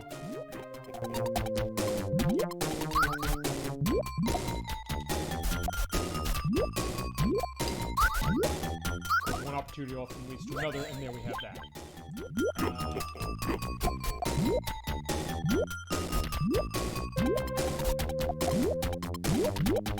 I can do really good if I can get...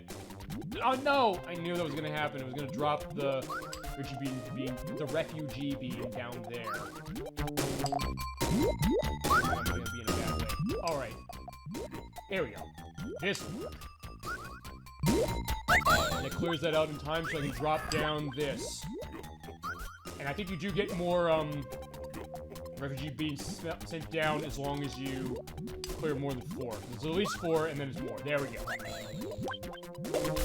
Alright, you're going down, man. He is getting a little more nervous because he doesn't outwardly show it as much, but he's like getting like the sweat beads over his head. Again, as long as I keep it up, which is not a guarantee, and I might not necessarily get lucky doing that, the battle might be mine. Keep getting changed, that's the way to go.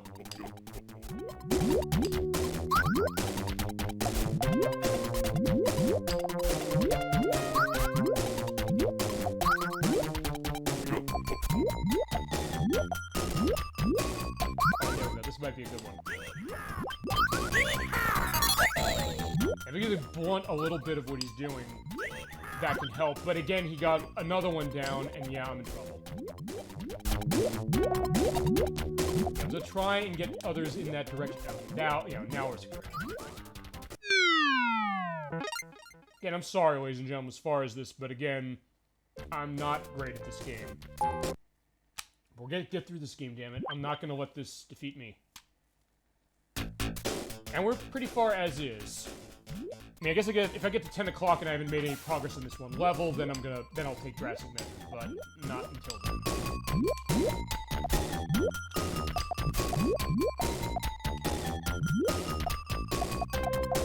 There.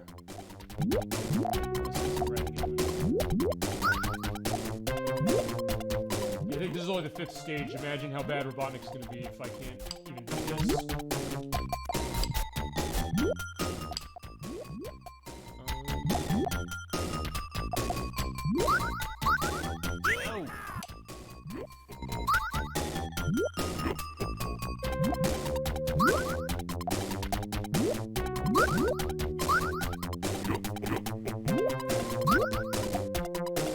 Maybe I better shut for a little bit and focus a little. Put that there. But it's always, again, that's always the case with the puzzle game. You always run into situations where you're thinking, I should have done this, I should have not done this, and you don't realize it until the last minute. There we go. Ooh. It's not going to matter much because he's going to blunt it a little bit.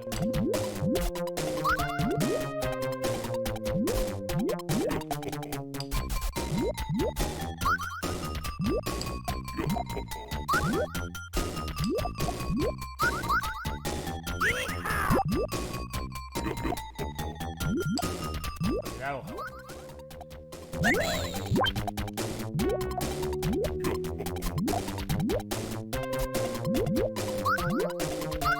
Oh no, I can go the other way.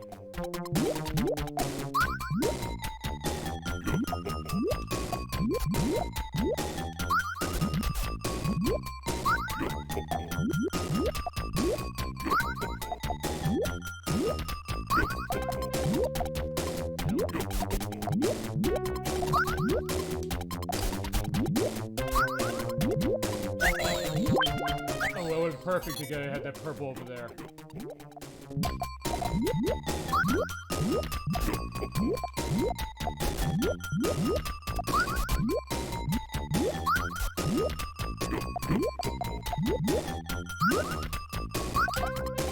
I think we have it finally. Unless he gets really lucky. Please don't get lucky on his part. Please let me have this one.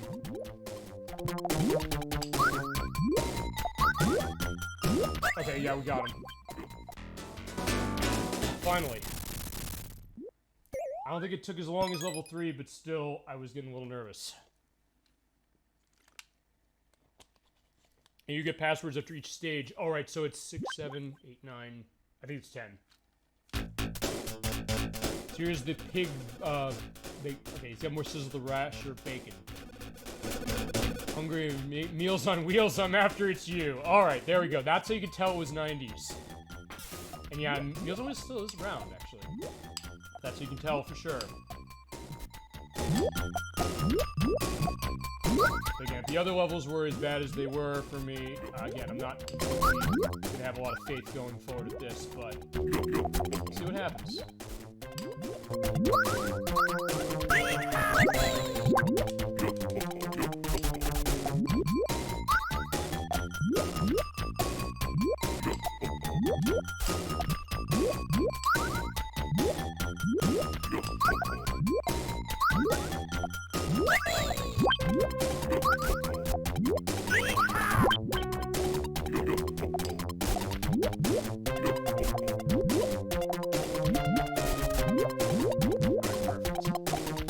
Yeah, I'm taking little victories with getting the 2 chains, but at least it's something. As I said, that will not be the case when I get to Pokemon Puzzle League.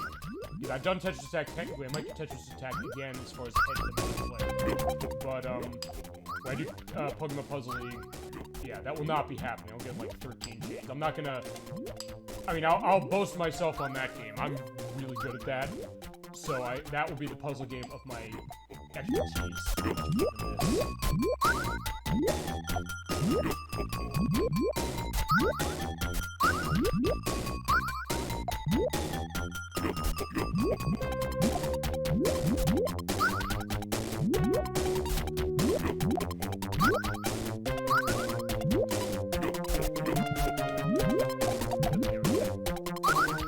Sometimes the best thing to do, honestly, now I'm thinking about it, is even if you're only going to be clearing one thing out, just try and get rid of the refugee means that are next to blocks, so at least you open up more of a path of where you should be going, where you can do things, along with then paying attention to where chains might be.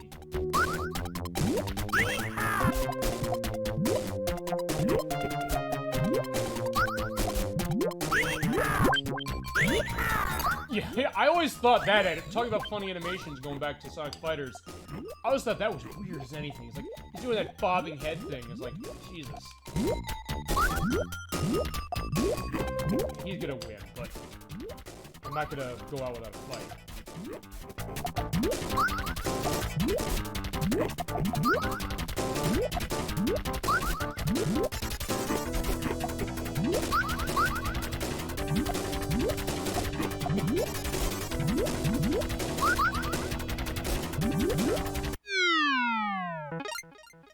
Alright, so let's try again. Yeah, this is the experience of playing this game and trying to beat it.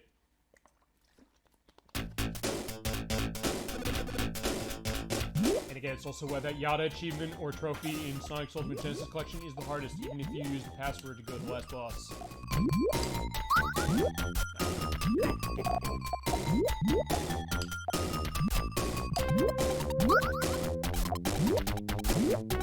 But I am setting myself up for something nice.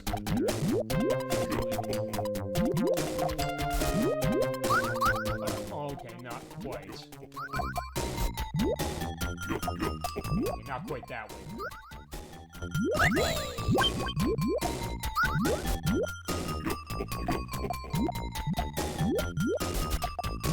Yeah, I probably shouldn't have done that because I want to get yellow.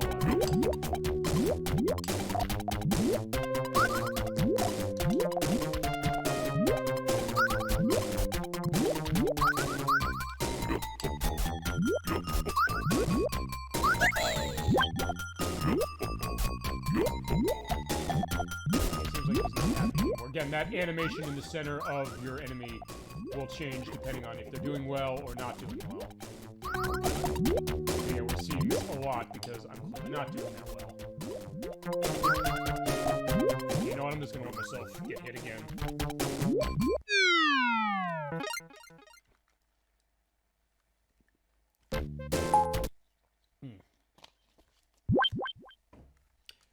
Okay, so I guess, again, to keep the chat going a little and also to explain some other things, I did mention earlier as far as what the itinerary of the games I'm doing over the next couple weeks is going to be.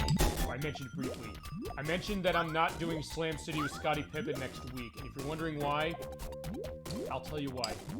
This is actually, I'm going to be violating the concept of the show from the naming perspective anyway.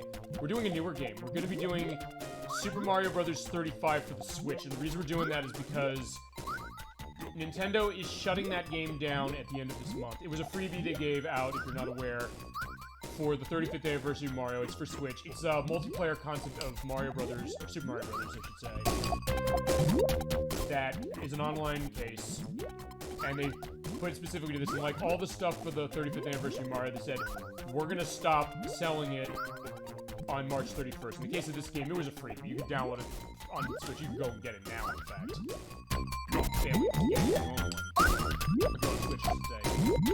They're turning it off. That means that the game will not be playable anymore. And I'm very disappointed by that because the game is amazing. And it's a unique twist on a classic game, so when you really think about it, I guess it sort of fits the SuperOldGameSaturday concept. So we're going to play around with that. We're going to do a couple of games of it. I think there's a lot to talk about, and to kind of, in a way, record it for history, because on April 1st, unless they pull one hell of an April Fool's joke on us, we're not going to be able to play it. So we're doing that next week instead. the rest of the lineup is mostly going to be the same. We're doing Katamari Damacy re-rolled at the end of the month, the Xbox One version.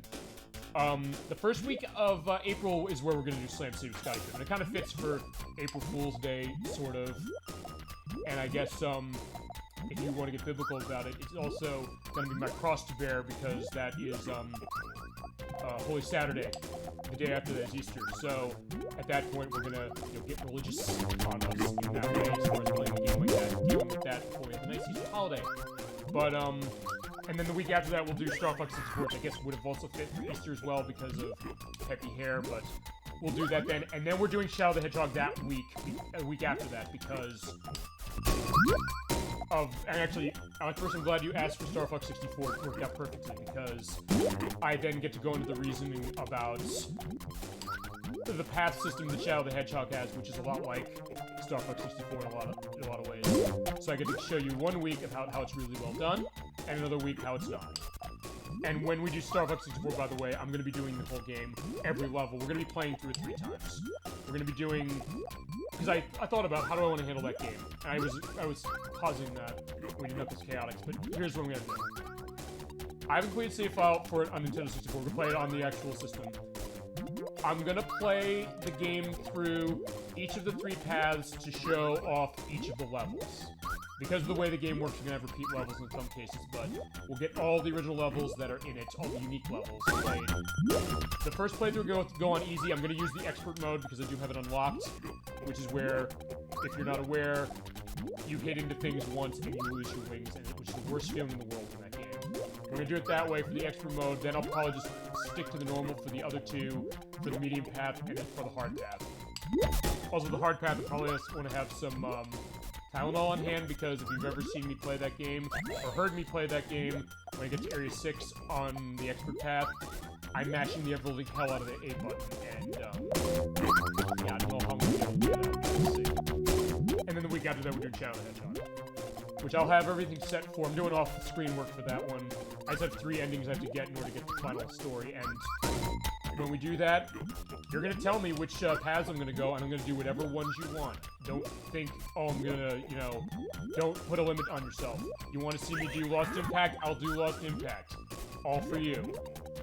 And then after we go through one playthrough, we're going to do the final story section. Which will actually be my first time playing it myself. I've seen it played through by specific, like, Let's Play channels and things, but I've never actually done it myself. So we'll be doing the final way myself, and then the final boss.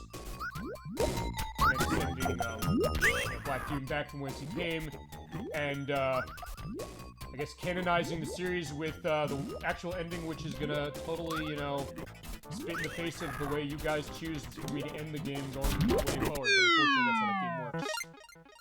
And unfortunately, I lost again.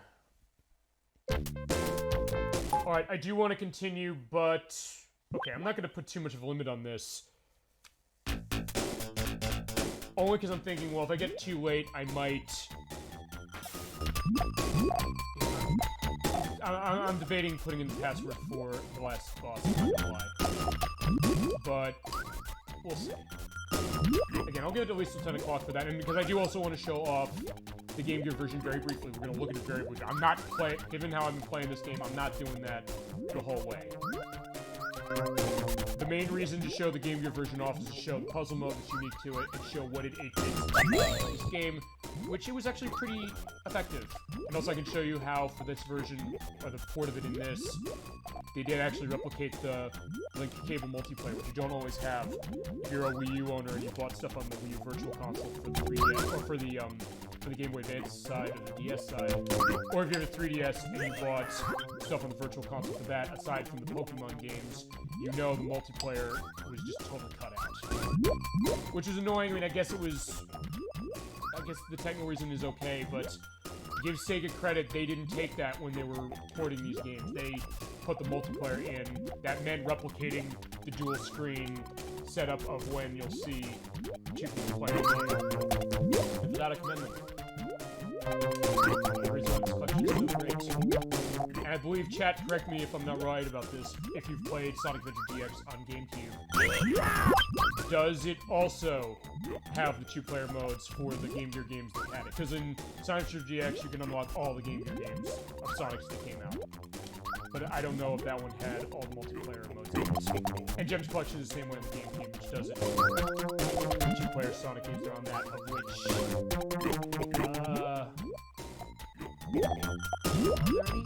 No, there is. Sonic 2. Side True is on that, and that's a two-player game, and it does have that. I do remember.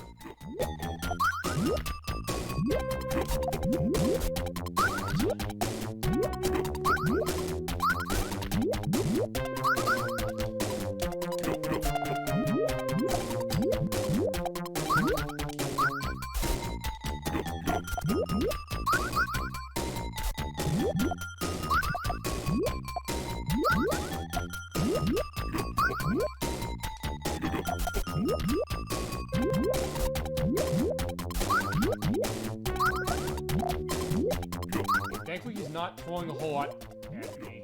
Just saying.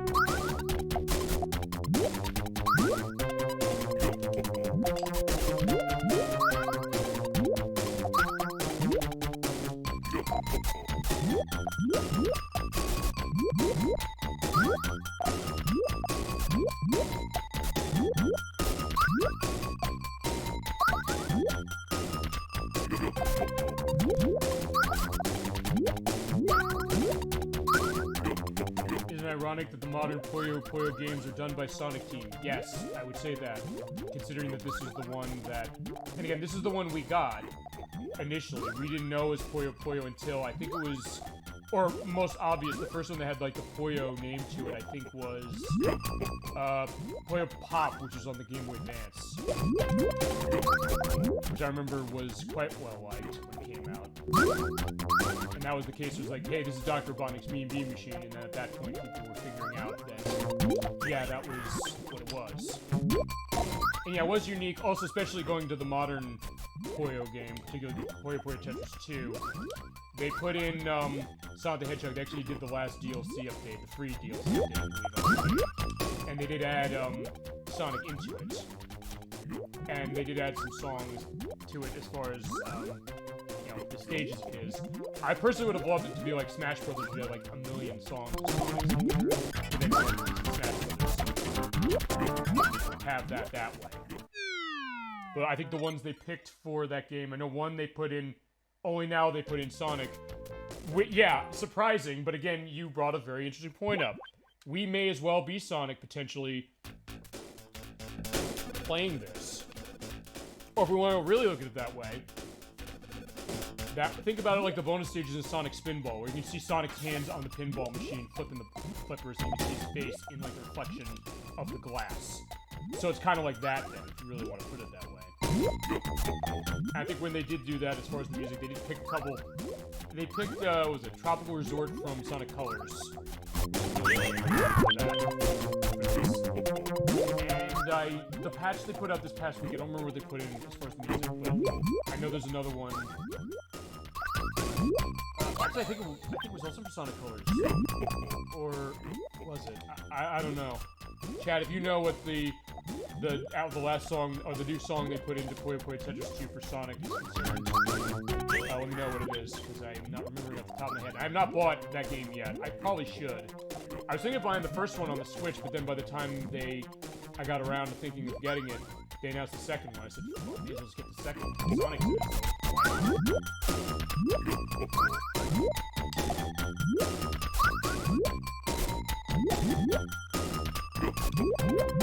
actually, one thing that they don't have in that game, which also is a missed opportunity, is I do know that the music they did add, none of it came from this game. It seems very surprising unless there was like a licensing concern, or if Compile wouldn't let them do it. But I doubt that, because I think Compile is owned by Sega. If they're not owned by Sega, they work with Sega a lot, so I don't know what the deal is with that.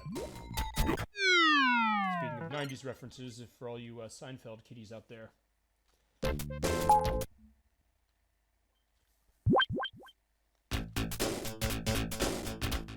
Alright, let's try one more time. That's also, I guess, the other thing you can say about this. We said this with Metal Gear Solid with Rex last week. That one more game concept of being able to, you know, have success. Okay, I should have put it on the right. And now I'm going to pay for that. That's the other thing about this game. I may as well say that it's not really a problem to me, but it's something that always makes me feel totally demoralized playing this when I don't do well, which is when you make a mistake. I can't think of many other puzzle games that really punish you for making that mistake, but then again, it is my fault, so I'm going to cop to that. I'm not going to say the game screwed me out. No, I did this.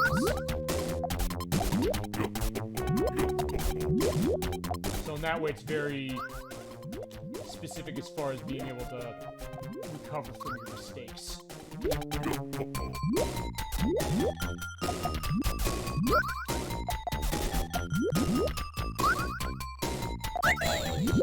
But it is simple to play and, again, hard to master, so if you've, again, it's one of those games, if you grew up with this, or growing up with it now, potentially, on the new versions. It's easy to get into, so it'll draw a crowd, but also enough depth to it so you can keep coming back to it and easily get better. That being said, I don't feel I'm getting better now, only because I've been dying so much.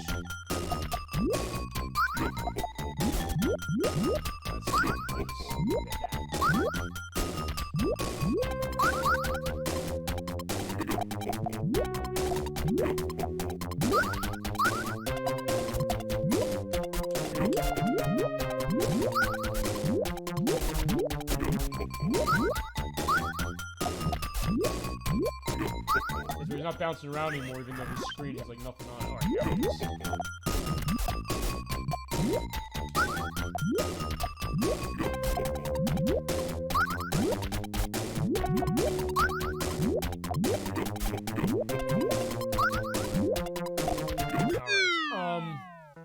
Yeah, I'm getting to the point where I almost just want to put the password in to go to the next stage, but I'll try a little more. The other thing I could do... Actually, let me see something. Because if you hit the black or white button, if you're playing this in the original Xbox, or the left or right bumper, it comes up with the menu for the game. I want to see something. You could do save states out of this all you want on every game that you have. So I'm going to put one down on this because I want to see something. Actually, this might be a benefit of what I'm doing here. I'm going to go back in and look at the load on that because I want to see how much time is passed. 2 hours and 17 minutes. Okay, so not enough. What I was meaning by that is that I could feasibly go over to my laptop and look up the passwords online, but I also wanted to see how long I've been playing this, and if on the back of that I've been playing at least 3 hours. Because when you play at least 3 hours for any game in this collection, you open up the hints menu. And the hints menu, as we showed earlier, will give you the passwords for this game in particular, but it'll also give you like cheat codes and things for the other ones. So feasibly I was thinking, well, if I'm doing that, I could show that off to put in the password, but honestly, you know, honestly, it'd be quicker to go about the other way, but I don't want to resort to that. I really don't. I do have it as backup, though, so I might do it. And in full disclosure, this is not the first time I've necessarily used an exploit of sorts to help me with a game, or help me get back to a point of game for the purpose of keeping it moving. Alright, I'm repeating this and I'm giving rationalizations for that, and keeping the chat going so that people don't mind, but still, yeah, it's getting annoying to you probably watching the same thing, and it sort of is to me, I guess, too. Eventually you run to that point. you will eventually, as far as something like this. So what I might do is I might just put the password in and just go to the next stages. But we will show the end of this game from hell or high water. In fact, you know what? We're gonna do that. Enough's enough. I'm sorry. So we're gonna let the continue thing go. And then what we're gonna do is we're gonna put password in, because this game does have passwords, thankfully. And it does give you the high score screen as well. I will show off every fight, though. Even though I'm dying on or losing on each of these, I'm gonna show every fight off, so I'm not gonna shortchange you for this. So don't you worry about that. It's out so I can see what I'm doing. Okay. Alright, so again, I'm sorry I had to resort to that, but we're gonna have to do it. Or I should just go to the exercise mode. Alright. Now, if we go to scenario mode, there is also continue. You can put password in. So let's take a look. Okay, there are 13 levels in this game. So we beat Frankly, we beat Humpty, we beat Coconuts, we beat Davy Sprocket, King of the Wild Frontier. Squeal is the one we just there. Dynamite. All right, we're gonna put in what this is, which is okay. Hit A, because I mean I'm running this on the 360 controller. They map A, B, and C to X, A, and B. So let's see, it's purple, yellow, red, and blue. Easy. Alright, so fine. We're gonna assume we beat Squeal, so fuck him. We're gonna be fighting Dynamite next. Will blow me away, as if Dr. Robotnik hadn't had enough stick already. Preparing to provide a fireworks display. Let's hope not. Let's hope we can kill him. As I said, the only boss I'm not going to be doing that with going forward after this is Robotnik, because we got to kick his ass. And we also have to get all the Robotnik meme quotes going, because that's going to be the whole point, too. Okay, we're building those up for when we get there, except for the I hate that hedgehog. We did that already. Although I guess if we want to, I'll give you a tease on one. I guess feasibly, since we had to, you know, use the password to cheat, he's probably looking. It's like that scene in the one episode where he looks at the letter and he goes, "What?" It's like, all right, fine, yeah, we are using the cheat. Sorry. All right, watch. I'm gonna beat him in 2 seconds. It seems like. Yeah, as soon as I start, you know, getting dirty with cheating on the game, it's like then he. Okay. Alright, never mind. Alright, so he's not. I was gonna say, I was like, well, no.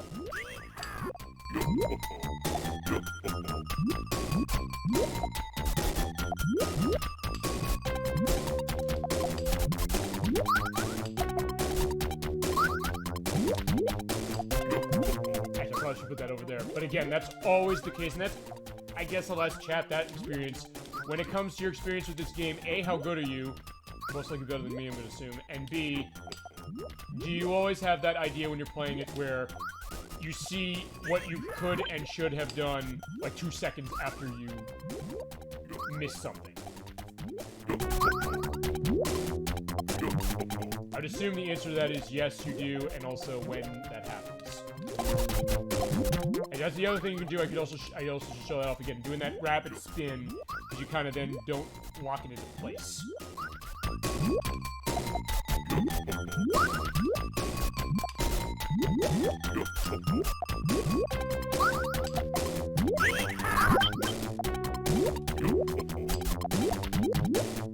Dynamite is not so dynamite now, so far. Hopefully we can keep this going. Hopefully I can destroy him. And again, the irony of me getting this going as soon as I say I'm not fighting him again and I'm putting his password. As long as I keep at him, we should be okay, hopefully.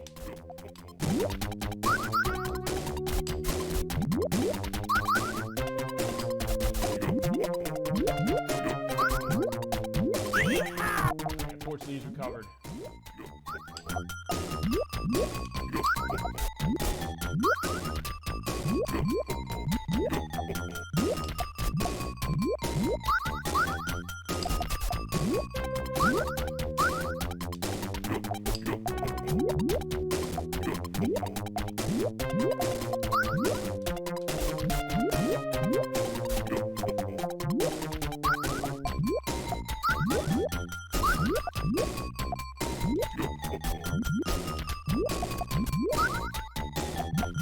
Now he's getting really happy.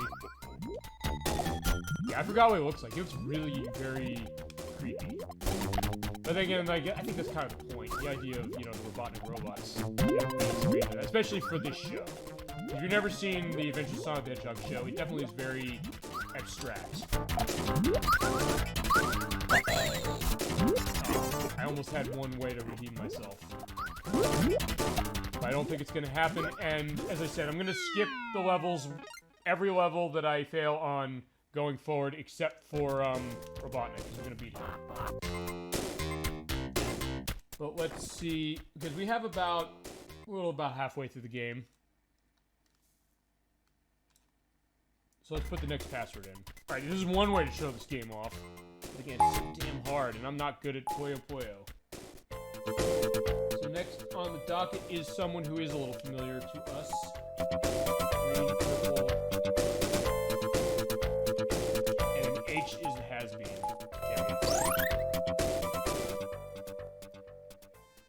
Alright, so Grounder. Of course, we know him from the show and also from Sonic 2. He was red in Sonic 2. He's not in this game. You could call me Sam, because I'm a surface-to-air missile. I could never do the Grounder voice, so I guess I could try saying, you just do, like, the deep, kind of, dopey voice. I don't know, I guess something like, oh no. My first experience with this game was on the Genesis with this, I'm gonna assume, yes? I'm gonna say, like, then the voice, like, of him, I guess, would be, like, Grounder line. Actually, no, I'll take one of the Sonic Says, ones when they talk about the aspects of smoking when he says, "Give me my smokes," and then Tails of course says, "Smoking's bad for you, you know." He says, "No, it's not. Try it." And then of course he smokes and Sonic comes in and says, "Don't smoke, kids."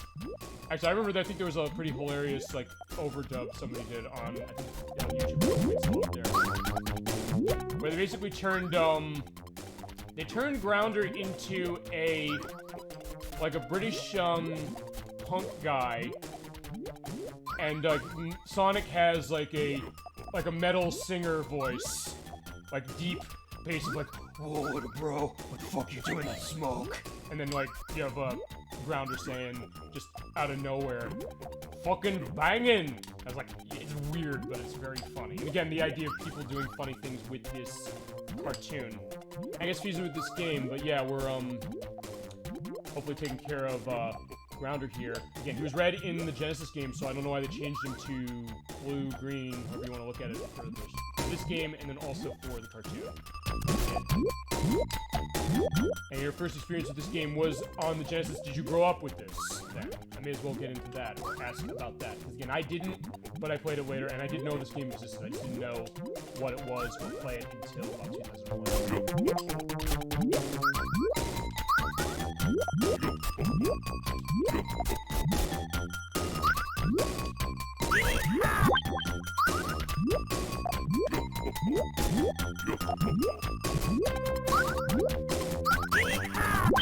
Yo! Alright, yeah, I was thinking, well, I should have done that. Yeah, he kicked my ass. Yes, you did. Okay. So I'm gonna assume you're a lot better at this game. You know what? I'm gonna lie about what I did, saying I'm only gonna fight him once. I don't want to let Grounder, you know, take me down, at least. I want to see if I can get him once. I'll try one more time, and if not, we'll go to the next stage. But, yeah, because I guess the idea on the cartoon is that, you know, they're like the Looney Tunes foil to Sonic's, or him and Scratch. We'll see Scratch a little later. So, it's like, yeah, it'd be like if Elmer Fudd defeated Bugs Bunny and shot him in the head, and he got him. Put him on the wall. It's like, yeah, that would totally go against the concept. So, we can't let that stand.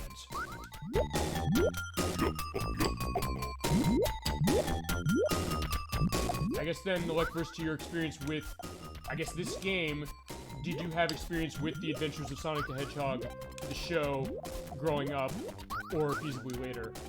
And also, I guess, with the Sad AM one, and I guess any other of the Sonic cartoons, of which I've seen most of them. The one I didn't see, and I hear it's not good, but I don't know because I never saw it.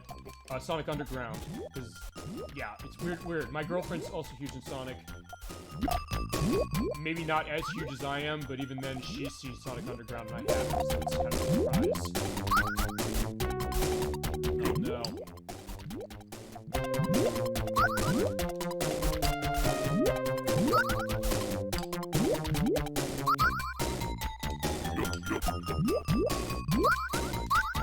up with Adventures of Sonic the Hedgehog. Okay, which seems to be...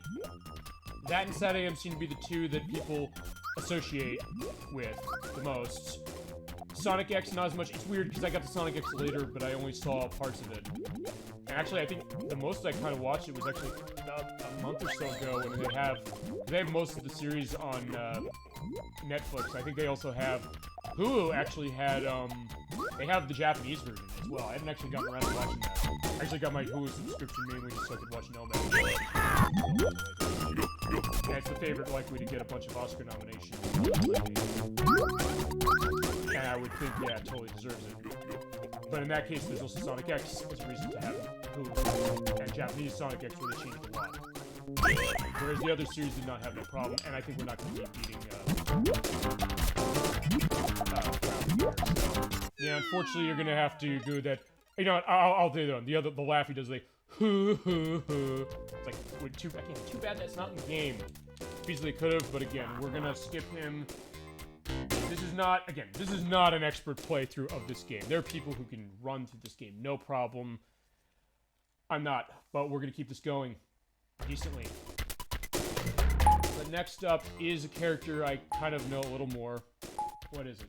He is Spike. We run to him by hitting yellow. Alright, this is the showcase of the password system, if nothing else. Purple, has been, and... It's saying easy. I guess these are for easy difficulty. I'm still losing. Alright, well at least we see Grounder in tears, so we can pretend we destroyed him. Alright, come on, score what seat you're made of. I know Sad AM was a thing until I became an adult. It was weird that there's two series and they're totally different.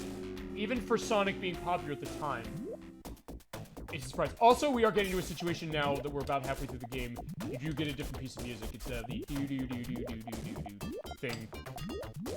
Which is also a really good piece of music. This game does have a terrific, terrific soundtrack. Very grungy, very Genesis-y, but also has some really good melodies, and we'll show that. The last thing I will show up on this game, by the way, I'm going to go to the exercise mode at the end of this because I love the practice mode, or the exercise mode music so much. It is probably my favorite piece of music in this game, and one I almost wish you played in the actual game. You also do hear another piece of music when you're doing the two-player, which is actually one they used in Sonic Mania. When Sonic Mania came out, they actually took the remix of that track.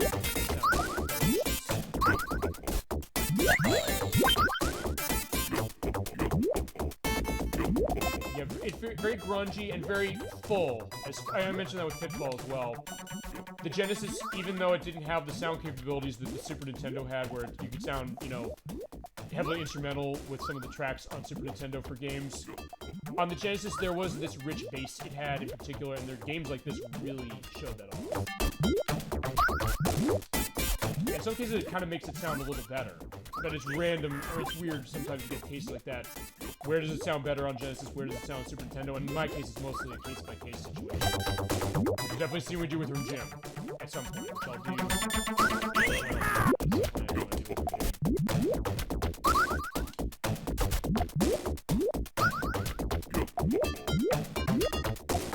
Of which, in that case, we're going to do the Genesis version, but then we get to the second game. I'm doing the Super Nintendo, because, yeah, it's weird. I have it on Super Nintendo.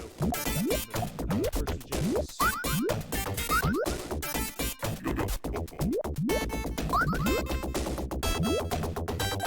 I guess going back to the question you had, or the question you were answering, like, first about the Sonic cartoons, I take it you've never seen Sonic Underground. I haven't either. I've heard it's not very good. I think it was the last series that Julia White was involved in. Alright, but we gotta keep things moving with this, so I'm gonna hit the button rapidly. As an arcade game, hit that, you go to game over, and no problem, and we're gonna see this Sega screen a lot. Okay, and I gave it my best effort, so I can at least be proud of that. Next is Sir Fuzzy Logic. We run into him by hitting red, yellow, CH. I think CH is that one. Okay, there we go. The C is the gray one. Alright, I also thought this guy kind of looked cute. I have seen it. Thanks, YouTube. Yeah, what am I getting myself into? I've heard from my girlfriend it's not very good. But, Is it as bad as people tend to see Sonic X? I mean, Sonic X, I'm not horribly, you know, angry towards. It's just that it seems like there's, I don't know, it seems a little repetitive. It seems like there's a lot of spinning of wheels to it, even by the standards of anime, which it technically is. I think I have a slight preference for the less orchestral music on Pitfall and the Super Nintendo, going back to the sound design question. Yeah, in that game, yeah, I know we went over that. Electverse said Super Nintendo version, you were Genesis, I was sort of Genesis, meaning he was admitting he likes the crunch of, like, the enemies dying, which sounds terrific. But it also depends on the game sometimes, where sometimes I like the richer sound of what Super Nintendo is doing when you have games that are on both systems. Because clearly there's going to be a difference between a game like this, which is only on Genesis, and then something like...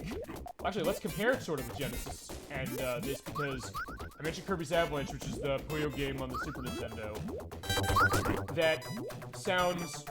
I mean, I played it. My roommates had the Virtual Console release in college. They had it. And it sounded good as far as Kirby. It's kind of a different comparison between these two, because what you're expecting as far as a soundtrack for Kirby is different than we'd expect for Sonic, or even like a grungy take like this. It sounded good for what that was, but again, I don't know if I'd necessarily say that's one of the best soundtracks as far as Kirby's concerned, but it still sounded nice. And on the Genesis, you run into cases like that. Again, with Earthworm Jim being a case like that where the bass really helps it on Genesis, but with two sounds mostly the same. One sounds very weird as far as how they did the music. It sounds like some of the tones, some of the pacing, some of the intonation sound off, and I never was comfortable with it. But with two, the more instrumental sound makes it sound better.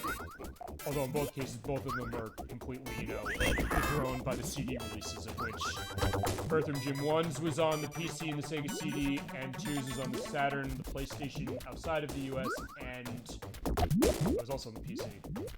Where you hear with the real instruments, and there's no going back. Even knowing how great, you know, the grungy sound of it on the Genesis is, or the clear sound on 2 on Super Nintendo. The CD sound of those games is so great.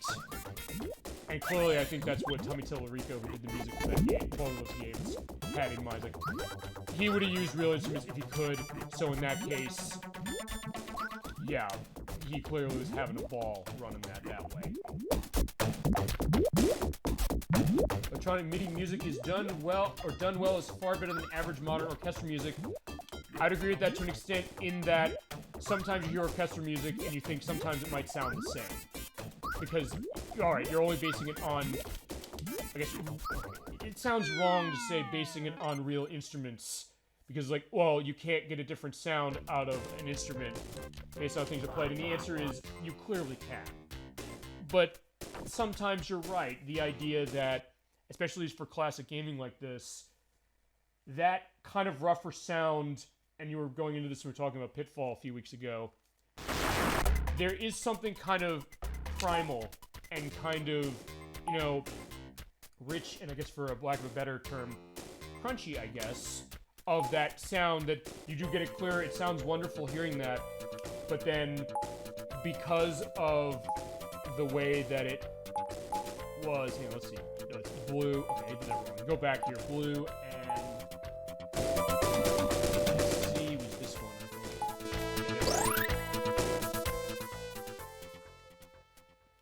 And as I said, that's why Earthworm Jim is a unique case, because Earthworm Jim was made on the back of the limitations of the Genesis in particular, and then he went CD with the CD versions.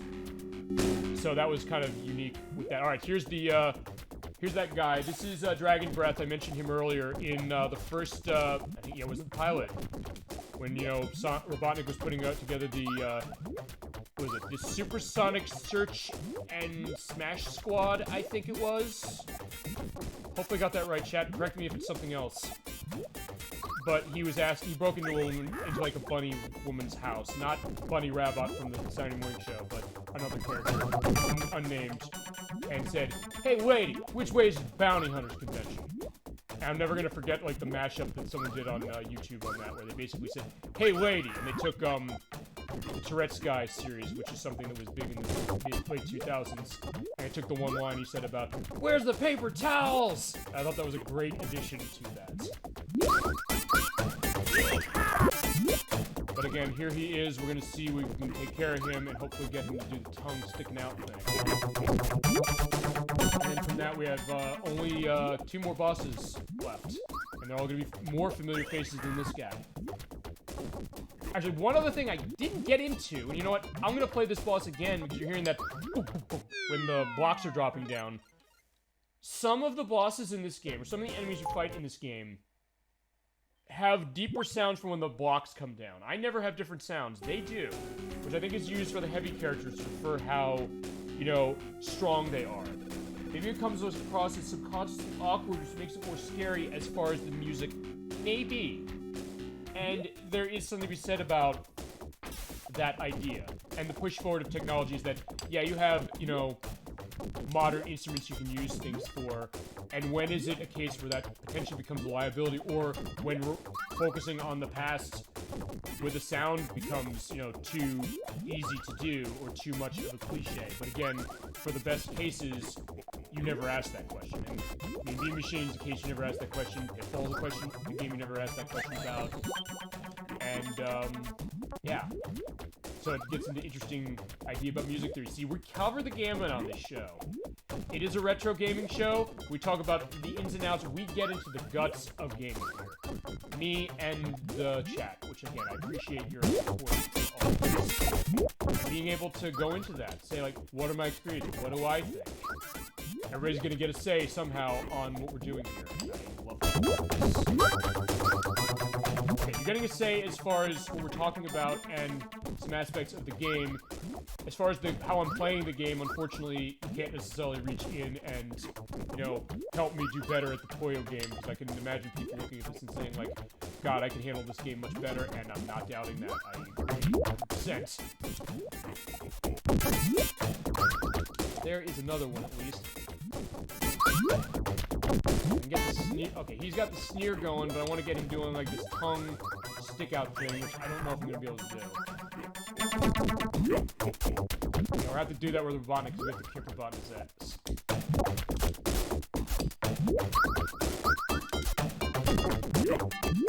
Game Surgery Saturday, we're going to the guts of gaming. I like that. That's very nice. In fact, whenever I do, either I get the Surgeon Simulator that's on the Switch, or I get the, Trauma Center that's on the... Okay, I guess I got nailed. Alright, I'm gonna do one more try, but whenever I play a game like that, if I play... Yeah, if I get one of the Trauma Centers that's on the Wii, particularly Trauma Team, yeah, that would be a literal take on that. Or if I had, what is it? Microsurgeon on the television, but I don't, and I don't think I have questions. Unless I'm getting something. Yeah, we can go into, like, the surgical aspect, or if I play something like Surgical Strike, or any of these strike games. Yeah, which I've heard, I've actually heard you mention one of them on the stages. And I'd love to do, like, Jungle Strike in particular, because I hear that game is awesome. But yeah, we'll cover stuff that way, too. And yeah, it gives me at least something to look forward to throughout a long week, and I guess apparently you guys, too. Gals as well. Yeah, thank you for that. And your requests for games, which again, 2 weeks we're doing a request for a game. After we're doing another. Tonight we're doing one, so it works out well too. Keep those coming. We will try. I'll try to get to the ones I can get to.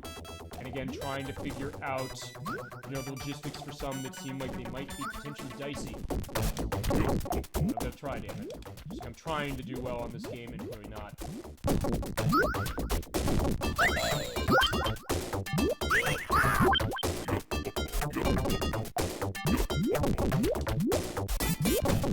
Oh, there we go. So that's the tongue thing, by the way, but he's getting really shocked.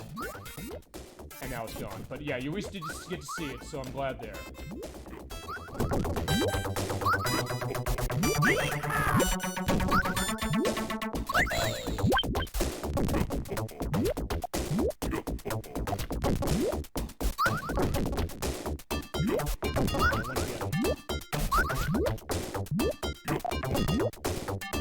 And we have 2 other levels after that, but again, defeating Robotnik's gonna be the hard part. Counter my claim the numeric time is better. How about Chrono Cross? Well, I mean, yeah, Chrono Cross for the PlayStation. I've never played that one. I played Chrono Trigger. I have Chrono Trigger on the. I have it on the PlayStation. I have the Final Fantasy collection. But another case of taking an orchestral sound, or actually, I'll toss another one out. I mentioned Okami from Clover Studios a lot. That came out right when Zelda Twilight Princess came out. I'm not a huge one on Twilight Princess. I think it's a fine enough game or good game as far as some of its aspects, but part of it came off to me as them copying Ocarina of Time too much after people complained, oh, we didn't like how radically different Wind Waker was. And a big part of that was the music. Even though it's on a CD system, I was thinking we should get full orchestra on Zelda at this point. It took until Skyward Sword was getting the re-release later on Switch to get that happening. But then Okami came out 2 months before Twilight Princess came out, running a full orchestral score where the point of that game is you being in an ancient feudal Japan and hearing like all the Japanese instruments, the taiko drums, the shakuhachis, the strings, all of that, and hearing like the full orchestral sound of it made that game and made it terrific. I could understand it or seeing it be great if like they did like a retro twist and then say, well, all right, we're gonna give you chiptune takes on some of these classic sounds. I can imagine it sounding terrific, but like the way when you go out to like the main field in that game and the way it's dynamic, how that is, you start in the morning, it starts like the little strings, the and it builds on the like the Japanese instruments of that, and then you come in later in the day and it goes it's terrific. Hearing a full orchestra playing that is wonderful, and that is a case of a game. You're mentioning Chrono Cross doing that with a full orchestra, and Square did that a lot, where they really nail it, and you never questioning, well, why could it be necessarily going that? The point is, there's room for both perspectives of music, and it's terrific when you get those experiences, both when it's full, real instruments or not, where it fits the game like a glove. And I think that's really what the idea is. When it fits the game like a glove, you can't imagine the game without it. And that's what I was mentioning with Okami. That's what I mentioned with this game. Chrono Cross, as was mentioned, Pitfall, as you mentioned. Although, again, with Pitfall, we have the CD version that still sounds nice. It's on Genesis and Super Nintendo. That's also on Game Boy Advance, where it doesn't have music on Game Boy Advance. But, alright, we're going into some more familiar territory bosses. Let's get red, yellow, and red, has-beens, and yellow. And we're getting another familiar face. The last main boss before we fight Robotnik, it's, good old Scratch. You've been scratching around here for too long, Wormbait. That's better than I thought. Time to cross the road and head home, pal. Ha ha ha ha! I'm winning this fight, but fair means are foul. No problem. Alright, so let's see if we can get rid of, Scratch. Make that laugh go away.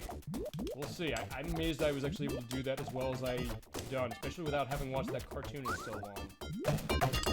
Alright. It's funny, I got into the strategies of some of the bosses, but it doesn't seem like...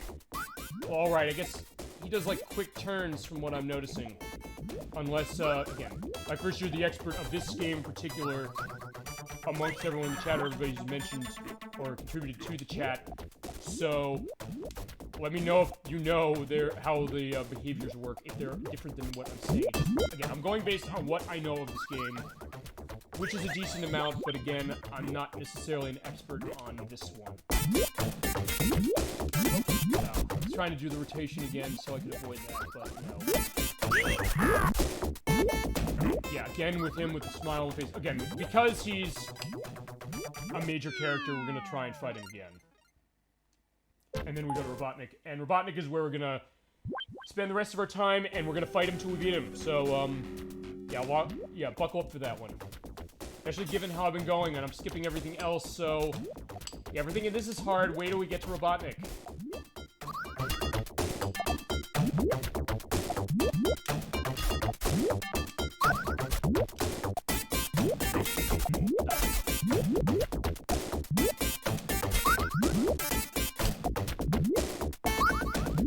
Yeah, there we go. Okay.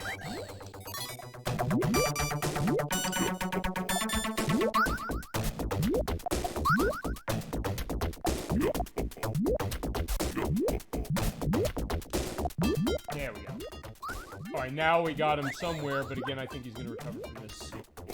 But again, would it be nice to be able to take him down, wipe that smile off his face? I'm gonna try.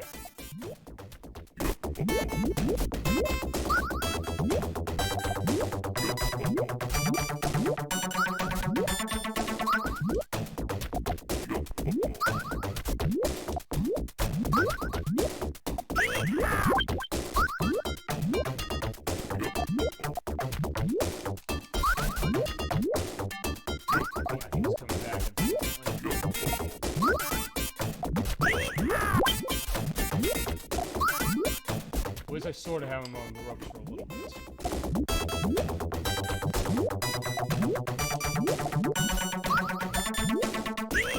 I think he's gonna get the last laugh, but again, we're gonna focus most of our attention on Robotnik, so... Yeah, bye-bye Scratch, you got us, and I'll, you know, counter to that. But again, and this is how you get the achievement in the Sonic Ultimate Genesis collection for this. You can't see me doing this, finger air quotes, easily, because you have to put in the password to go to Robotnik and then fight it. So the password is yellow, has been twice, and... oh no, has been once, and then the blocks. What? No? Okay. Oh no, the blues. Sorry. Alright. So, nincompops, metal morons, idiots! You dopey dunspots, can't you do anything right? Now I'll have to do my own dirty work and blend those beans. And we are snooping as usual, I see. God, the quote that led to 1,000 memes, maybe more than 1,000, maybe more than that, maybe limitless. This is the final boss. This is Dr. Robotnik, and, yeah, he's not fucking around in this game. He is, definitely gonna make our life live in hell trying to beat him.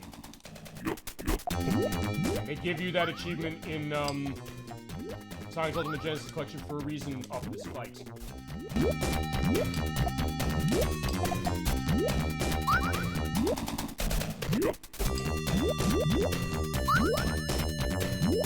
And I've been doing, the cheap way of, going through this with passwords because I'm not good at Koyo Pop, but in the words of Robotnik, well, no more. I'm going to be beating this damn game. I'm dedicated now, even though he's, you know, in good shape. I want to beat him. Come on.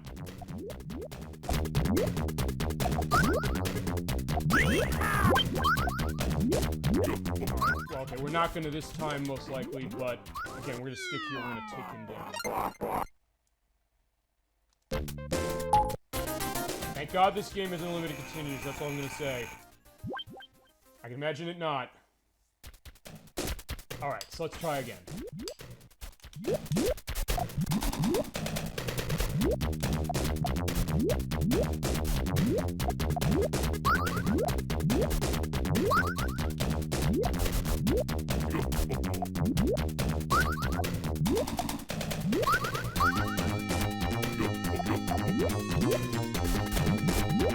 You get to hear more of this terrific music and get a unique boss battle for Robotnik here, or boss battle theme.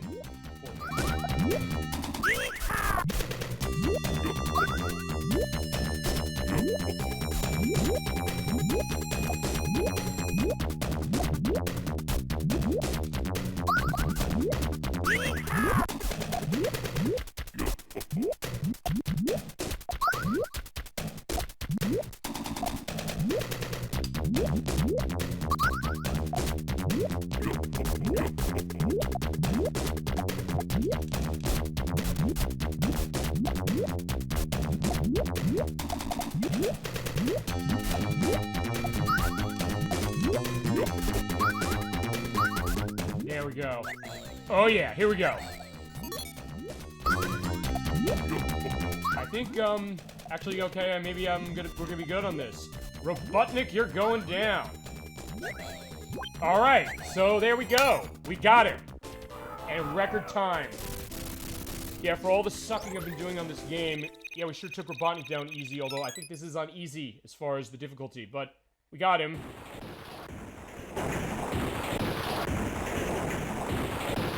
And of course, I hate that hedgehog. I hate him. I hate him. Well, I don't hate this game, even though I suck at it. It's a good game.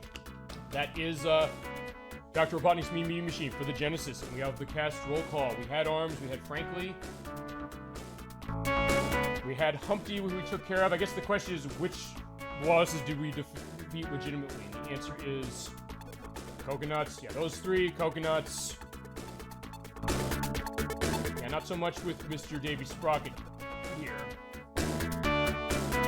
Actually, you know, I think I might have beaten him. No, I did beat him. Oh, no, I did or I did? No, I did. It was, Squeal is where I stopped. Dynamite, same situation. But again, like the cartoon concept, they're gonna come back for another day. Grounder, for sure. And of course, there's the remnants of Robotnik's mountain lair. As I guess there's another missed opportunity. Well, you have Spike, but also the missed opportunity of having some of the music motifs. But unfortunately, no. Mr. Fuzzy Logic. Dragon Breath, as I mentioned. Got confused with Pokemon Attack with the same name. Just beat that by ears. Scratch, of course, who's never in any of the games, so it... Oh, we saw Grounder already, never mind. And of course, Dr. Robotnik. And...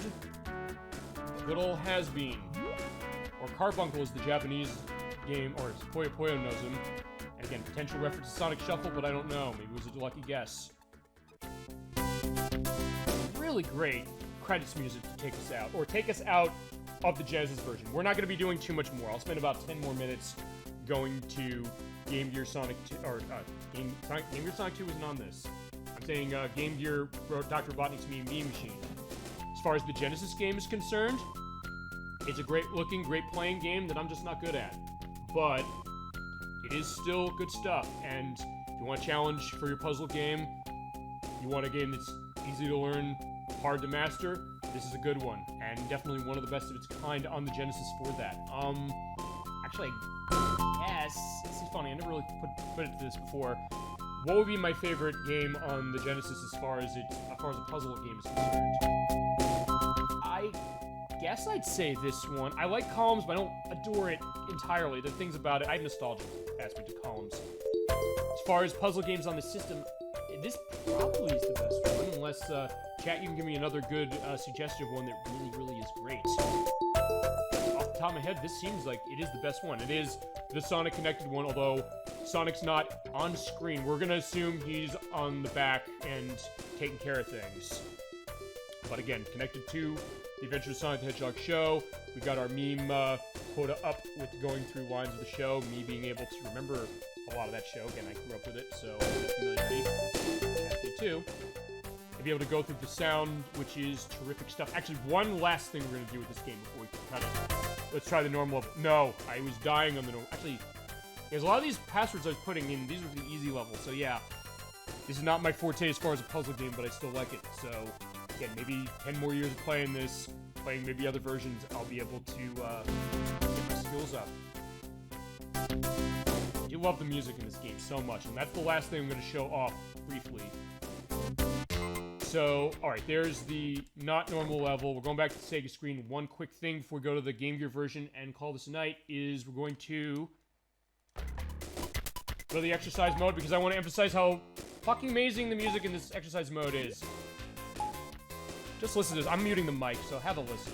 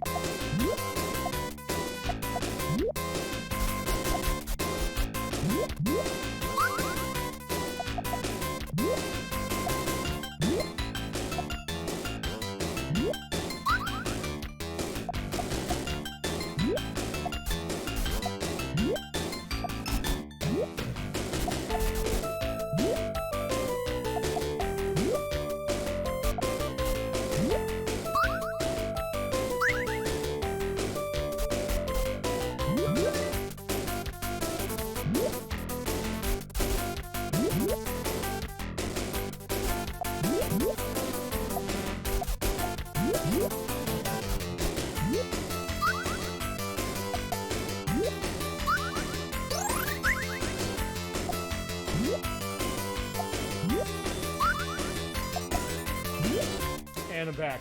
Yeah, I just want to let you listen to that if you've never heard this, although I'm going to assume a lot of people in the chat have heard it. My favorite piece of music in this game, the electronica sound, the drum beats, like the little tune of, like the underlying tune of it. It's terrific. It's so good. In fact, it's actually one of those things I mentioned a couple times. I do have some music of gaming on my iPod, particularly as far as listening to it. I tell you, there's nothing like driving down the highway at like 60, 70 miles an hour, blaring the exercise mode music from Dr. Robotnik's Mean Bean Machine. It is quite a sight, and it is quite a thing to be doing. I just try it. You try it with a lot of pieces of music in this soundtrack, which again, the crunchiness, as was mentioned, and the rough sounding of it. Especially because we're in a dungeon here, I guess I should mention that. We never really got into that aspect of things. Yeah, I mean, it fits very well for this game. I wouldn't have it any other way. It's definitely, that is the Genesis appeal. Some people, I'll not lie here. I know people just will never understand the appeal of, like, the Genesis sound, even for the time when if they were around for the Genesis. Like, yeah, I liked how it sounded on Super Nintendo. To each their own, for sure, but if there's any appeal for what that Genesis sound is like, it's games like this. Loudspeakers, rush hour track effect, I have done that more than once, and it is amazing. I don't know if people understand. In fact, I remember I was in college. I was doing that with my roommates, and they said, like, they couldn't believe I was, like, having video game music going that way. I asked them, are you embarrassed by that, or are you worried or nervous or creeped out by this? If it was anybody else but you, I would be, but no, I understand exactly where you're coming from. And I guess apparently everyone in the chat does too for the Super Old Game Saturday goodness, the Super Sonic Game Saturday goodness. I'm gonna hit the top of the screen briefly. Oh, no, fine, I'll do it now. Basically, I'm just showing what the exercise mode is. Again, you just practice the game. It gets progressively harder as it goes along, and the blocks start falling faster. But I'm gonna hit the top, and we're gonna say goodbye to the wonderful exercise mode music. It's game over, and you do get to put in. Okay, sometimes you get to put in a score, but if I wait here, don't hit the start button, we'll go back to, I guess, the high score screen and then the Sega screen, and then we're gonna take a quick look at Mean Bean Machine Game Gear, and then we'll be on our way for the night. Hit the white button. Actually, you know what? I'm going to do a save on this just because I want to see something. What's the time about? Actually, if I unlocked the hint mode, I'll show that off too. I unlocked the hint option for this. Let's see. Load game data. We did. Okay, so it's not showing now. All right, I'm glad I got to show this off. Now, the hints are usually blocked off until you play 3 hours of a game. Now, you quit out and go back to the menu. Now I can go back into this game, or I can go to the options menu and go into hints. And with hints, by playing 3 hours in a game, you unlock them. Here's Dr. Robotnik's Mean Bean Machine. So let's take what we got. Hitting X, A, and B lets you make the beans jump on the title screen, which I did. Last boss passwords, which I did. All the passwords. So yeah, all the passwords I was using looking up online are here. For easy and hard. And for the hardest difficulty, I should say. So boom, boom, boom, boom, boom. So yeah, playing the game 3 hours, coming out, and doing that unlocks you all the hints. I have all the hints unlocked for every game when I have this in my original Xbox. Maybe I'll show off briefly when we do Sonic the Hedgehog 1, both versions in June. It's fitting to be doing that then. Okay. For a nice closer, cap off the night, I want to thank Electverse for this night, and also because, I want to thank everybody in the chat for this night, but Electverse as well, because he recommended these games. He jumped onto this when I did Sonic CD, and he said, I want to see Sonic Fighters and Mean Bean Machine, and he mentioned there's not necessarily a reason to do both. He's right as far as playing the full game through, and after the experience I had with, failing miserably in the Genesis version. But there are unique things on the Game Gear version I think are worth showing off briefly, so we're going to do that. This also came out in 1983. It plays the same way. You can use, again, using second controller to do the gear-to-gear link option to place 2 players on the same screen. I'd love to see that for other things. Also, the sizing of the screen. You press in the right analog stick, it's supposed to stamp, so you're playing the real Game Gear way. But we're not doing that, we're playing it full blast. Yeah, not for long. We're gonna see what did 8-bit do with this game. It's actually a pretty faithful conversion when you really think about it. A lot of the music motifs are there. A lot of the animations are there. And we'll see in just a second. 8-bitified for sure. Again, that was what Sega was doing at the time, taking games that were on the consoles and then putting on Game Gear. You have the scenario mode like you did on the Genesis. Gear-to-gear mode uses the gear-to-gear link cable for the system to play multiplayer. It has exercise mode like the Genesis had. And it does have an 8-bitified version of the main, menu music. It's bringing me back, even though I never played the Game Gear version growing up. But I can get into Game Gear stuff later. This is the unique thing they did add for this version, a puzzle mode. And also has passwords as well. We're gonna do a couple of these, not many, but I'll showcase how they work. If you've ever played a puzzle mode in something like Tetris Attack or something like that, you'll give you missions to complete. In this case, I destroy all the red beans. And sometimes they'll limit you based on the number of bean clusters they give you. Like, eliminate 10 at a time. Sometimes you have to do this specifically, otherwise, you're gonna fail. An easy way to do this is get the reds, do 4. You'll line up the same way as on the Genesis. Wait 10. So as simple as that, and then the page turns, and you get a password each time. As I said, we're doing a couple of these, not too many, but we'll do a few. I eliminate all the red beans. The easy way to do that is get rid of the refugee bean in the middle, and the easy way to do that, I think, is going to be just waiting to get green. Feasibly, unless, a better idea. We're going to not do that. We're going to pull the blue out. Destroy that. Boom. Boom.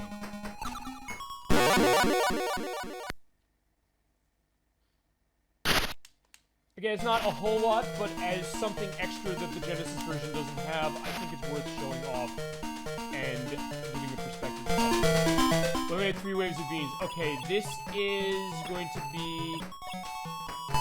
Alright, let me do this very specifically. Yeah, it also kind of teaches you pretty effectively about how the concept of the chains in this game are going to work. So I think what I'm going to do is I'm going to try and see if I can't get a red off. Yeah, there's a red. Let's see if I can do it. You have to do a 3-chain, basically. And it fails. So you know what? I'm going to hit the top. And if you hit the top again, you fail, and you get to continue. And you have unlimited continues as well. Let's take a quick look again. Alright, let me make sure I do this right. Okay, so... Alright, so what I want to do, and you do get unlimited beans here. So there's nothing stopping me until I, make a mistake or clear them. So what I'm going to do is... I'm going to put this... Maybe we'll go the other way. Yeah, okay, this will work. Do that, and then do the yellow down here. You don't, unfortunately, get the yeehaw or yippee from the Genesis game, which would have been nice, and there were some games on the Game Gear that did have voice. Not many, but a couple. It's really nice to have. Alright, now, they do kind of teach you other concepts of the game, so in that way, even if you play the Genesis version, I'd probably recommend this one still, just to play it. And you can get it on the Game Gear. It's in this collection, the Sonic Mania Collection Plus, and you can also get it on the 3DS Virtual Console. It's $3. So, yeah, got a couple options. And it's not expensive on the Game Gear either. So, they want to let 10 pairs drop in. So this is kind of teaching me some of the ideas that I was seeing when I was playing the Genesis version, which is, I'm at the top, I'm screwed, what do I do? Let's let 10 pairs of blocks drop in. Do it normally, I can only let 5 drop in. Oh no, 6. So, how will let 10 drop in? Well, we'll take a quick look at that, and then I think we'll do one more lesson after that. Basically just, do this. I guess the other thing to do on this is going to be... Oh, yeah, hang on. Okay, no, never mind. The other way to do it is also, again, teaching you how to get rid of the refugee beans. Actually, the way I should be doing this is clearing out beans, if I can. In some ways, I'm at the mercy of the beans I get, but since I got enough there, I can clear those out, and actually I'll be in good shape to put 10 of them in there. Something right there. And since I didn't block myself there, we're in good shape. There you go. Alright, let's try the next one, because I know there's one of these that always this time. It's this one. You have to eliminate 11 of those refugee beans at once. And they only give you red blocks to do it with. I'm trying to remember how I did this. Maybe I was able to do it at one point, but...